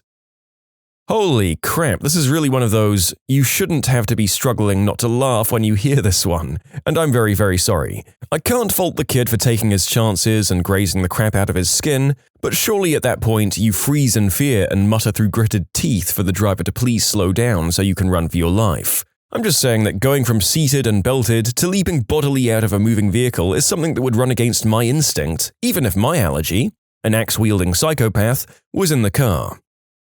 My dad was working on these kinds of things in the 1970s. One of the stories he told me was he was called to an early morning accident on the 101 where a drunk driver got an off-ramp and hit another car head-on. Neither the driver nor the passenger in the right-of-way car were wearing their seatbelts. The driver was impaled on the column of the steering wheel, and the passenger was launched through the windshield and then skid on his head, both dead at the scene. And the drunk driver? Totally fine since he was so drunk he basically went ragdoll on impact. A theater was being renovated. The theater was designed for a specific show, and that show left after something like a 15-year run. One of the design quirks of the theater was a concrete basement underneath the stage, where machinery would push up some pretty impressive set changes from below. This meant that the stage had giant open holes in it after all that machinery and stuff was cleared out of the basement. The holes in the stage opened up to a 30-foot drop with bare concrete beneath. The crew who was tearing down the stuff on the stage took some precautions to make sure nobody fell into these holes. They put plywood over the holes and set up caution cones all around them. When they finished tearing down all the stuff from the stage, the last things remaining were those cones and plywood. Someone picked up all the cones, and it was our future patient's job to pick up the plywood. These were long sheets of plywood, too big just to throw over his shoulder. So he picked up one side of the plywood sheet and started walking forward, pushing it along the stage floor. He never even saw the hole he fell through because the plywood he was pushing blocked his view of his own feet. He fell 30 feet and tumbled on the way down, landing directly only on his outstretched hands. He had multiple nasty compound fractures in both arms. Luckily, the shattering bones of his arms broke a lot of the momentum, so when his head smashed down into the concrete, it wasn't going fast enough to kill him. It knocked him unconscious and knocked out all of his teeth on one side of his head. It also crushed and dislocated his jaw. The radial and ulnar fractures were the worst. His hands just hung limply, with gore everywhere and his bones clearly exposed on both forearms. He woke up while we were prepping him for ambulance transport. He mumbled something to us, but his speech was garbled and messed, mostly due to his injury, but also due to the spinal immobilization we put on him, which tucks underneath the chin. He kept mumbling, After a while, I realized he was trying to tell us that his hands hurt. Which makes sense, considering the circumstances. He fell 30 feet onto concrete. He was damn lucky just to have survived. EMS supervisor of a well-known party campus. Of all the calls with completely blotto patients, the winner is a freshman who drank one beer and attempted to slide down the railing of his 4th-floor dorm's stairwell, only to fall 5 stories upside down onto the concrete basement floor, with only his head as a cushion. On arrival, the pool of blood, twice his size, gave me no hope when I reached down to check his pulse. To my surprise, he not only survived his ICU hospitalization, he sat next to me on the first day of organic chemistry a year later. You can submit your own stories to be featured here on the channel. The story submission link is in the description below. And if you want to listen to some vibey music in the background, check out easymode, also linked below, and subscribe. Thankfully, I didn't see it as our response was over the phone, but we got a call from a car that had done a rollover and no one was responding, so we got police out there ASAP. At some point, a bystander came to the car and said there was no one outside, which is weird because someone had to have been there at some point for it to crash, right? Well, about 10 minutes later, the bystander came back to say he'd found the driver, or at least half of him. We had to call the police back and let them know the driver was bisected at the waist. Later on, the bystander reported he found the torso as well. Bad day to be a good Samaritan for him, I think. Some of the other people in the office were speculating it was a murder cover-up, but he probably just didn't have his seatbelt on. If your car rolls over and half of you is flying out the window, that's something that happens. I was actually just thinking of this the other day. I know a family in my small town that recently lost their son in a car accident. The son and his girlfriend were just driving around late at night on the roads around their farm, and they've driven on them hundreds of times. They got talking or something after he missed a turn, having to swerve and tipping his truck over. He wasn't wearing his seatbelt, so he was thrown out of the window and smashed by the truck, killing him instantly. His girlfriend was wearing her seatbelt and didn't even have a scratch on her. The truck itself was totally drivable. It was kind of dented on the side that it was landed on, but a little buffing out and you wouldn't even know his car was in an accident. But he was killed. Moral of the story, wear your seatbelt. A lesson that the narrator has had thoroughly drilled into him after doing a bunch of these medical videos, and hopefully one that the rest of you will take to heart as well. That and doing any of the other things in these stories. My days of getting tipsy and climbing on things may be done. Responded to a young guy that fell out of the shower when he slipped. He impaled a wooden toilet plunger into the side of his chest underneath his armpit. It was literally halfway down the wood into his body. The guy was standing in the living room when we got there, plunger and all. How he was alive, I don't know. Our mouths were open after going into the home, had to put him sideways on the stretcher in a position of comfort. The poor guy had just been showering. I was skimming and I saw shower, slipped, and toilet plunger, and was expecting it to have gone up his butt accidentally. But this was much worse than a colon puncture. I was at work, sitting there with my boss. This guy comes running into our office and cries for help, talking about his friend standing outside. We walk out and see another young man holding his hand covered in blood and missing 1.5 fingers. We of course help him, having a first aid kit and luckily my boss being well taught in first aid. He then got transported by helicopter. But the interesting thing is how he got the injury. Apparently, the guys were having a barbecue and took a circular saw to cut open their buns. I did this so often before, it never went wrong. I later learned they were able to save at least one of his fingers. The worst injury I've seen caused by something stupid was a man who crashed into a tree on the side of the highway. He had a nice gouge in his scalp and totaled his car. The reason he did this? He imagined the exit was about half a mile earlier than it was and tried to merge off into the grass. He was also high as frick on whippets. Really strange to find an entire box of NO2 canisters in someone's passenger seat and an empty whipped cream dispenser, which is the stupidest substance I can think of besides huffing paint. I nearly had a similar diversion from the I-75 through Atlanta when someone threw a glass bottle out of their window and it flew into mine and cracked me across the skull. Fortunately, it was late at night, so there was no traffic and I didn't hit anything when I lost control and spun out onto the shoulder. I had to get 5 stitches, and I've still got a nasty and very visible scar to this day. I missed one of those big steel poles that holds up street signs by about a foot, so yeah, someone else littering almost killed me. Not my story, but one that my paramedic dad has told me a couple of times. A lady was standing under a massive oak tree in her yard after a nasty storm damaged it. One of the limbs, as thick as a trunk on a normal street tree, was cracked and this lady was just staring up at it, trying to figure out what to do when it broke off and crushed her. Apparently it absolutely pancaked her torso and head, but left her limbs just fine. My dad describes it as exactly like a Bugs Bunny cartoon. Dudes, 2 neglected, underfed, unneutered large pit bulls were fighting over the unspayed female dog. Dude stepped into the middle and had his bottom lip entirely removed to the gum line. He was also on a lot of blood thinners. He then pulled his concealed carry weapon and shot the dog, hitting it in the stomach. I felt so bad for that dog for being owned by a freaking moron. It's his fault the dog died. I picked the guy's lip up off the ground and packaged it for transport. He bled all the way to the level 1 trauma center an hour away. We ran out of absorbents and had to use QuickClot to get the bleeding stopped. Blood was running out the back of the ambulance.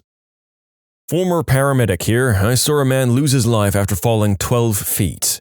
12 feet ain't that high, but when you land wrong, instant death. If you work at any height, wear a harness. I always like to remind people the average human is just tall enough that if they stand up straight and fall rigidly forward or backwards onto solid cement, they will gain just enough energy to impart a likely lethal blow. Apply this to things like curbs or other small surfaces and it's no contest. That's how freaking fragile we are when it comes to gravity, people. My mother was a police explorer in the 80s. She later went on to being a 911 dispatcher. She had to do a ride-along as part of police explorers or dispatch training, I can't remember which. The town she lived in has lots of gravel roads. On a blistering and muggy Iowa summer, the ambulance gets called to a motorcycle crash. They'd been speeding down the gravel and he was wearing shorts, sandals, and no helmet. He was literally pasted across the gravel, which acted like sandpaper. His head was split wide open and his brains were scattered like a Gallagher show, and the smell is something my mum says she can still smell when she tells the story. Gently cooking brains in gravel mixed with the road dust and raw meat smell. Didn't help that it was super humid, too. The girl riding with him lost 80% of her skin and broke basically everything. She died in the hospital before her parents got there. My mum made me swear to never ride motorcycles. Riding leathers aren't a freaking fashion statement. So unless you want to force some traumatized 20-year-old to scrape your face meat off the road with a garden spade, wear the proper riding gear and helmet. I'm a medic. A kid de-skinned his sausage while peeing by aggressively pulling his zipper up after he was finished.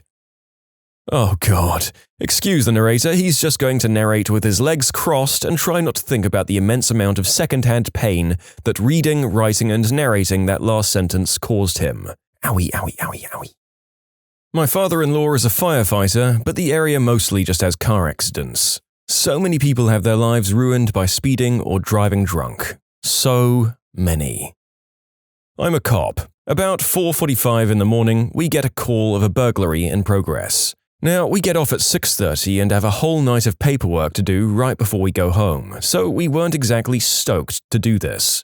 Anyways, I get there first and the 2 occupants come running out and say a guy was trying to break in and smashed a window to do it. So they ran. I'm thinking active burglary in progress, so I get my buddy rolling code 3 in case this turns sideways. We get the house surrounded and decide, well, screw it, we've got to approach somehow. We look through the fence and see what looks like a person laying on the ground. We make entry into the backyard and sure enough, there's a person laying on the ground right by the rear door. Only now we can also see the shattered glass and massive amounts of blood. We push into the backyard and the guy is clearly dead. Medics on scene confirm it. After further inspection, we realize that this clown broke the window and sliced his arm deep, right where your bicep meets your forearm. He then walked from that location to the rear door and tried to enter there for a long time by how much blood was pooled on the ground and on the door. He ended up dying, face up, spread-eagled right by the door. The homeowners had no idea who he was. I ended up going home before the whole thing was wrapped up and I never got confirmation as to anything, but our best guess was that this knucklehead was so high on crystal that he thought that this house was his and ended up smashing the window trying to get in when he couldn't open the door. He cut himself and just died. 911 call for a guy with abdominal pain. We find out the guy had shoved an egg up his butt for bedroom reasons. After he'd concluded his act of self-love, he couldn't extract the egg. He grabbed a spoon and tried to break the egg to get it out. This really happened. The guy just cut himself up real bad trying to get in there and eventually died from complications. A guy wanted to see what a ring on his eggplant felt like, so he used his wedding ring. Couldn't get it off and was ashamed to ask for help until it started turning black and blue and was in extreme pain. Either dude has giant hands or a gosh darn spaghetti wang. I'm not a first responder, but this reminds me of that one YouTuber that stuck his head in a microwave and then filled it with cement. Like literally, what did he expect? Did he even know how cement works? That it hardens? Anyways, it was a waste of time for the first responders in my opinion. Had that guy been smarter, the first responders could have actually saved a life of someone who actually needed help rather than someone who self-inflicted this idiocy upon themselves. Personally, speaking as a stupid person, I nearly cut a chunk out of my hand because I was cutting carrots on a mandolin without using the guard. I still have the scar and I haven't touched the darn thing since. What's the rarest disease you've seen a patient correctly self-diagnose? Subarachnoid hemorrhage. My guy straight up walked up to the desk and said, "I've got a headache out of nowhere. I think it's one of those spider hemorrhage things." We didn't take him seriously until the CT scan came back. To be fair, he was walking fine, talking fine, and didn't have any light sensitivity. Said the pain was a 5 out of 10. The guy could just handle pain really well. Because I have some people asking, we ended up transporting him to another hospital. We were small and not equipped for all that. We took him via ambulance to a larger hospital and was met outside the ambulance bay and he was taken directly to the surgery unit. I saw him like 6 months later in a store and he had a bit of a stutter. I would say that it was the allergy to meat after being bitten by a Lone Star tick. It was a young kid, maybe 8 to 9 years old. He would only eat tacos per the mum's instructions. He had tacos that night and had no other foods that day out of the norm, nor new medicines, lotions, detergents, shampoos in his routine. He had urticaria, hives, up and down his arms. Mum did recently remember pulling a tick that didn't look like a deer nor dog tick out of him and felt it looked like a Lone Star tick. I had no better diagnosis for the lady and referred her son to an allergist. I'd never heard of this allergy before the mum told me about it. I worked at a pediatric clinic and we had a mum properly diagnose her 9-month-old baby with Tay-Sachs disease. He wasn't progressing developmentally and ended up passing away at 18 months old. I'm actually very freaking jealous of all these doctors whose patients are helping out with the diagnosis. Mine are all just saying, "I have chest pain in my toe when I go number 2. I had an 11-year-old girl who didn't move her bowels for a week. A week! Told me she thought it was her girl parts that weren't working properly. After a full workup and finally a CT scan of her abdomen and pelvis, which I hate doing on kids because of the level of radiation, I found out her uterus was so full of blood it was causing full-on bowel obstruction. Her girl bits were so imporforate or closed up that she couldn't menstruate and all the blood just stayed in her uterus. She required an emergency hymenectomy and was sent home the next day. Hot damn if she didn't call it from the get-go. Scurvy. Why he didn't just start eating foods with vitamin C, I'll never know.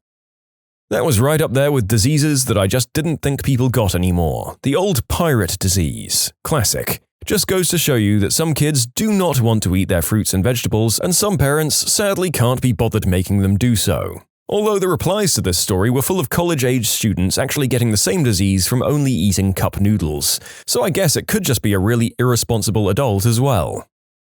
When my oldest was born, he peeled a little, like babies may do, but it kept getting worse and he was flaky and had scales. The pediatrician told me he had dry skin and to lotion him up. Dr. Google claimed it was a condition called ichthyosis, but that was super rare, so no one believed me. Anyways, fast forward 6 months and a referral to a dermatologist later, and he's got ichthyosis. Also, after my first was born, I had excruciating pain just under my ribcage, mostly after I ate. Tums did nothing. Gas X did nothing. Did a little Googling and it sounded like gallbladder attacks, only it's on the wrong side. I go to my GP, get an ultrasound. My gallbladder was full of stones.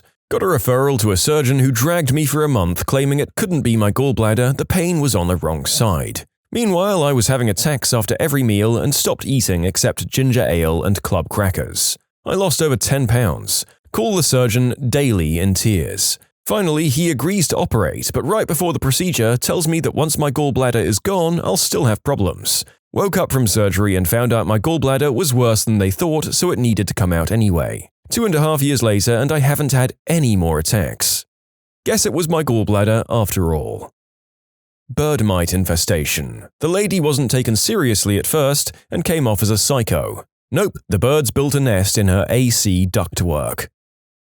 Patient here. Self-diagnosed a still unknown fungal infection inside both eyes. It took making them glow with a rock lamp to get attention. Kept seeing strands in both eyes, then wow, that UV lamp. Ended up on one heck of a cocktail to save my sight. Kids, don't wash your eyes with river water in a tropical rainforest. Just say no. A nurse friend brought her newborn to the pediatrician in '63 and told him her son had Wilms tumor. The guy blew her off and told her she was a nervous mother and a little bossy boots. The kid was starting to crump when a pediatric oncology guy noticed and saved the baby. My friend dumped the pediatrician. A patient turned up clutching some internet printouts about visceral leishmaniasis. Luckily, I managed to resist saying anything sarcastic as that's exactly what she had. I appreciate it's not uncommon worldwide, but in UK hospitals it's pretty damn rare. And I was grateful for the printouts, it saved me a lot of searching. As a physician and a med school doctor, it's pretty distressing to read all of these. I told the doctor I had, enter the fairly common disease and typical symptoms here, but he or she didn't believe me. We teach our med students to ask the patients if they have any idea what they may have. Doctors need to take the patient's opinions seriously. Much of the time, the patient has already spent hours researching the disease and may have some experience with it, especially if it's a familial disease. I may require my students to listen to these stories. I'm not a medical worker, but my grandmother self-diagnosed herself with Chiari. She had been having problems and everyone in the family tried to tell her it was nothing. She ended up needing brain surgery and still suffers from it.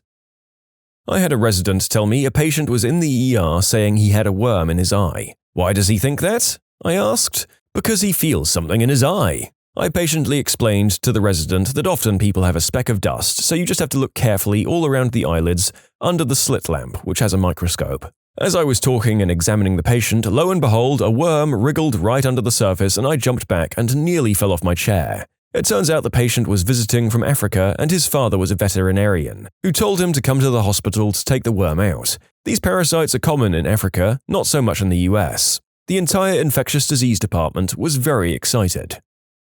Years ago, a woman who'd been taking calcium supplements made from ground horse bones diagnosed herself with lead poisoning. I recall she was a movie actress. Impressive in that I think none of her doctors saw this, and there was at the time no reason to believe that a calcium supplement would have a lot of lead in it. But of course animals store lead in their bones, and until leaded gasoline was phased out, every animal pretty much was getting very high exposure. I have to add an editorial comment about lead and mercury. The counter-argument I've heard when I expressed concerns about exposure from fish and gasoline is that, "You're gonna die anyway, you could be hit by a bus." I'm puzzled to the point of anger by such stupid responses. Is the argument since you can be hit by a bus, you should not try to avoid being poisoned? Especially since the result of neurological damage is not sudden death or even death at all, but rather a sometimes hideous diminution of quality of life. Who would say, sure, take off 10 IQ points, I might be hit by a bus? Sure, that makes sense. Fifth-year med student here, diagnosed myself with lymphoma. Everyone thought I was being a classic paranoid med student, but it turns out I was right. Finished chemo 2 weeks ago. I would imagine that just simply learning of all these completely horrifying ailments could make anyone a hypochondriac. Good on you for staving off the self-doubt and working out what was really going on. Not particularly rare, but I had a guy diagnose himself with Guillain-Barré syndrome and a lady diagnose herself with Charcot-Marie tooth disease. I worked in a health department for a while looking at infectious diseases. 2 things seemed constant. 1. The vets are really good at self-diagnosing zoonotic diseases. 2. Their doctors rarely believe them. In my time, we saw 2 uncommon diseases: psittacosis and tularemia. Vets are well-trained anyway, but to be fair, it's a pretty obvious leap from "I treated a dog with X" to "Oh, now I have X too." The psittacosis was from some kind of exotic bird and had infected the owner. The owner had already had a cough when visiting the clinic, and the vet recommended that the owner see her GP. But the GP refused to order the tests until the patient was extremely sick. If I recall correctly, the lady survived, but a lawsuit came from the ordeal. No idea how it ended. Bird survived too, I believe. A different vet herself got tularemia, treating a stray cat that was brought into the clinic. To be fair, it's very rare in cats as well. The cat sadly died despite treatment. The vet's GP was not convinced she could have contracted the disease so quickly. The health department had to intervene and insist the vet get treatment. I honestly have no idea why anyone would flat out deny the possibility when a known exposure is present.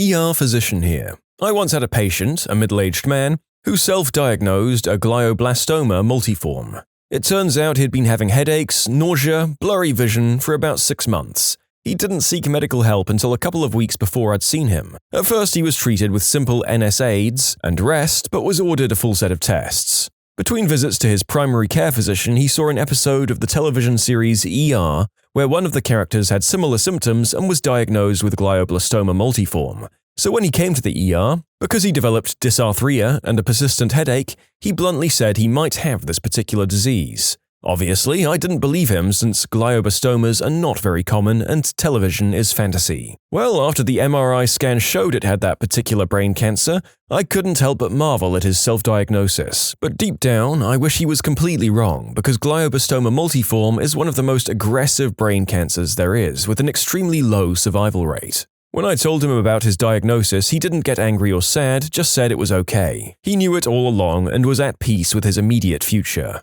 I followed up on him for some time and he died 3 months after my visit. It was one of those weird circumstances that, in my line of work, makes you think that there's something bigger than us all around us.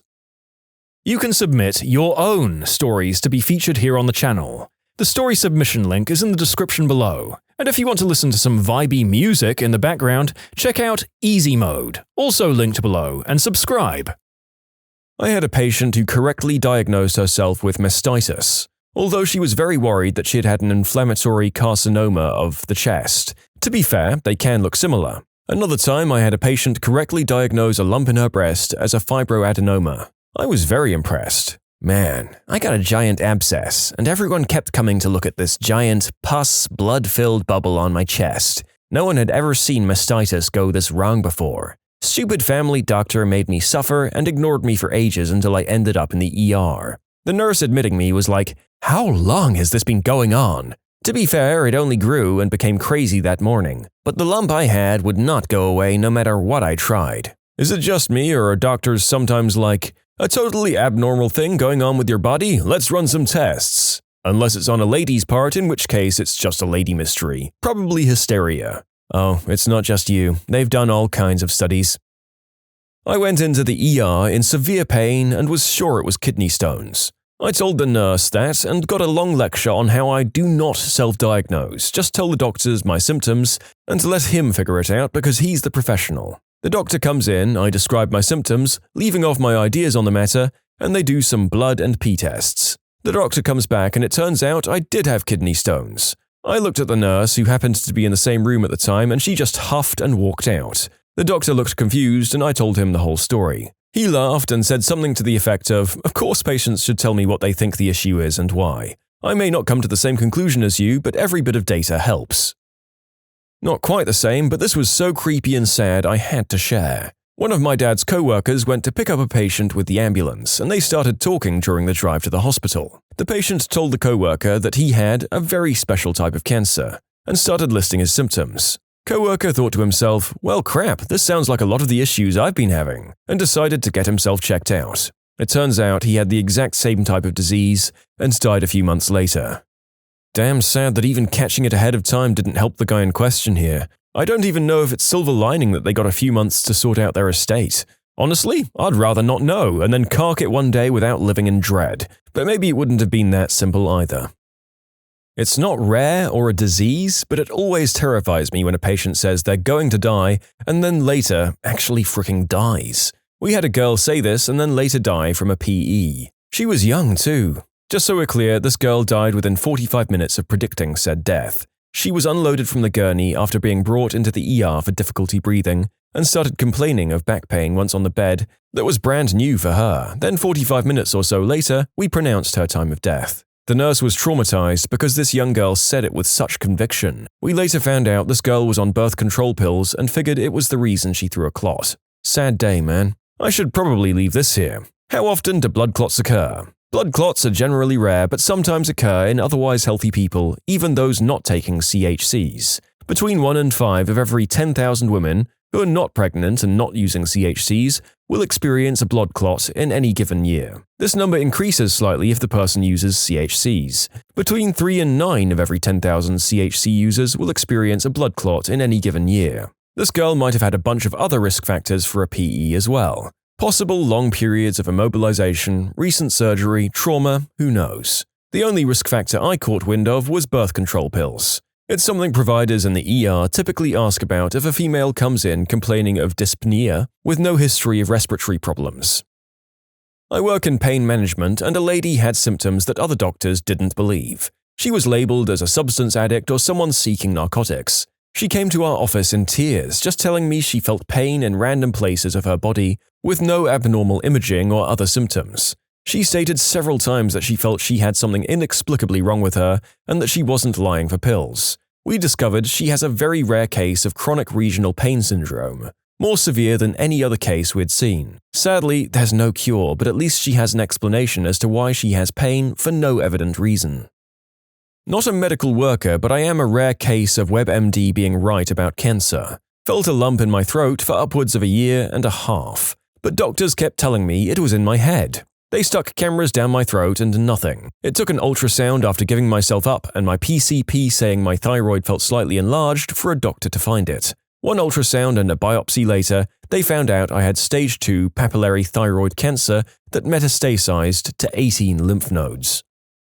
Myself with lupus. Been having issues with chest pain and a myriad of other symptoms that never made sense together. GPs don't want to look at the mountain of records they have for you, just the problem at hand. All tests for a diagnosis came back in normal parameters, but I insisted on a failsafe I'd read about. I asked to be tested for syphilis. But you have no symptoms for that. I know. It's because lupus will show as a false positive on that. Done, and I have lupus. I also diagnosed myself with lupus. Went to 2 doctors and they didn't believe me. I was 16 and they claimed I had the teenage blues or it was anemia symptoms. Finally went to a 3rd doctor when I couldn't go on feeling like crap any longer. Turns out I was in stage 4 kidney failure from lupus and they were like, yeah, you need to see a rheumatologist tomorrow. Pyloric stenosis. A couple brought in their little one with exorcist-type projectile vomiting. Exam and ultrasound confirmed the diagnosis. My daughter had this. I didn't diagnose it though. The doctors kept telling me there was nothing wrong with her and she was just spitting up, even though she couldn't keep anything down. I finally took her for a 3rd opinion and there it was. The doctor said the other ones probably didn't diagnose it because it's rare for girls to have it. She had surgery the next morning and she's fine now 15 years later. Found out later that a bunch of relatives, all girls, have had this. My older brother is developmentally disabled. For the longest time, all the psychologists and school counselors said he was ADHD and had some learning disabilities that he may have obtained in utero. My badass mum, with only a high school diploma, never really accepted that this was all that was going on with him, but listened to the doctors anyway. Fast forward to when my brother was 10 years old and my mother read an article about Fragile X syndrome. She happened to read about a rare form of it called Frax E. The article perfectly described my brother's condition. My mother then decided to talk to a genetic counselor about getting my brother tested. The genetic counselor kind of scoffed at her diagnosis but went along with it anyways. Lo and behold, my brother had the exact form of Fragile X she had read about.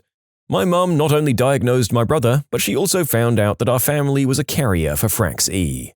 It turned out my mum was a carrier and my grandpa had Frax E. It was amazing because all my grandpa's life he fought with feelings of inadequacy because school and learning new things were really hard for him. He was held back 3 times in high school. When he found out there was a legitimate medical reason for this, it completely changed his outlook. We had a 20-year-old patient come into the hospital because his girlfriend was laying on his chest and told him his heartbeat was a little fast and sounded weird. He came in and said he had an irregular heartbeat or arrhythmia. According to his Google research, he said he may have AFib. He was correct. While watching a documentary about Asperger's during class, I had a portent and slow realization that what they talked about was disturbingly accurate on a personal level. After running through some screenings, months later, because diagnosis screenings are far more focused on children than adults, the doctors were wondering how it managed to be undetected during my childhood. I actually think a lot of people who are on the spectrum on some level probably go through life completely unaware of it, just due to a lot of pressure while growing up to repress or ignore their more neurodivergent tendencies rather than diagnose and treat them. And it was even worse for the people before our generation too. Not really a rare disease, but when I worked in the district hospital, I had a patient who came in for a 3-day fever saying that she might have hepatitis A because she had some shellfish over the weekend. She had no other symptoms. I laughed it off. Her full blood count did seem to indicate a viral infection, but I was thinking of dengue, which is a very common thing in that area, or just your run-of-the-mill viral fever. Fearing the former, I scheduled her to come on Saturday, 3 days later, to review her dengue antibodies test result. It so happened that I was working half day that Saturday. It so happened the lady was yellow on that Saturday, jaundiced from the hepatitis, and the IgM came back negative. Boy, was I humbled. She was hospitalized in a tertiary center and came for a follow-up a few weeks after, and she was fit as a horse. I knew a guy who diagnosed himself with appendicitis within 1.5 hours of the symptoms appearing. It was very impressive for someone with no medical expertise. Rarest diseases are often easier to self-diagnose than medically diagnose, as the patient will jump to the worst conclusion with no data, and the doctor will start at the most likely and test down from there. I had a guy come in one night and diagnose himself with a broken tibia. Wasn't as impressive as it sounds as it was sticking through his skin. I correctly self-diagnosed my hypochondria. I diagnosed myself with a condition called hidradenitis suppurativa. I've struggled with it for 25 years, been to several doctors who just threw a 2-week antibiotic at me and told me to come back if it returned. When I asked why I was having one of these flare-ups, they usually just shrugged and said I was just one of those people who were prone. I was never given a diagnosis. I started really looking into it about a year ago and went to a new doctor where I explained in detail why I believed I had the condition. After examining me, she agreed and has been wonderful in helping me treat this, with practical remedies and an open mind and listening ear. So glad that I found her. I self-diagnosed myself with allergy to carrot antifreeze protein. For some years, after eating raw carrots or having fresh carrot juice from the fridge, I was experiencing a tingling sensation in the throat and I could feel it swelling. At some point I realized I was allergic to carrots, but only to the raw ones. The weird thing was that this wasn't always the case. I sometimes had raw carrots and had no symptoms at all. The cooked ones were fine. Then about 8 to 10 years ago, I watched a program in which they mentioned that carrots can produce a natural and, at the time, only plant antifreeze protein. Carrots make it in response to excessive cold. They also said that some people may be allergic to it. This protein is also broken down while carrots are cooked. This struck me as, that's it! So I did some tests. I can happily eat raw carrots that have been pulled out of the ground with no symptoms. However, raw carrots that have been in the fridge for some time will give me narrowed and itchy throat. When you subscribe, make sure to hit the bell to turn on notifications. Put the playlist on in the background to finish listening to all the stories, or if you want some vibey music to put on in the background, check out easymode. If you like Am I the Genius, give Am I the Jerk a shot. Everything linked in the description.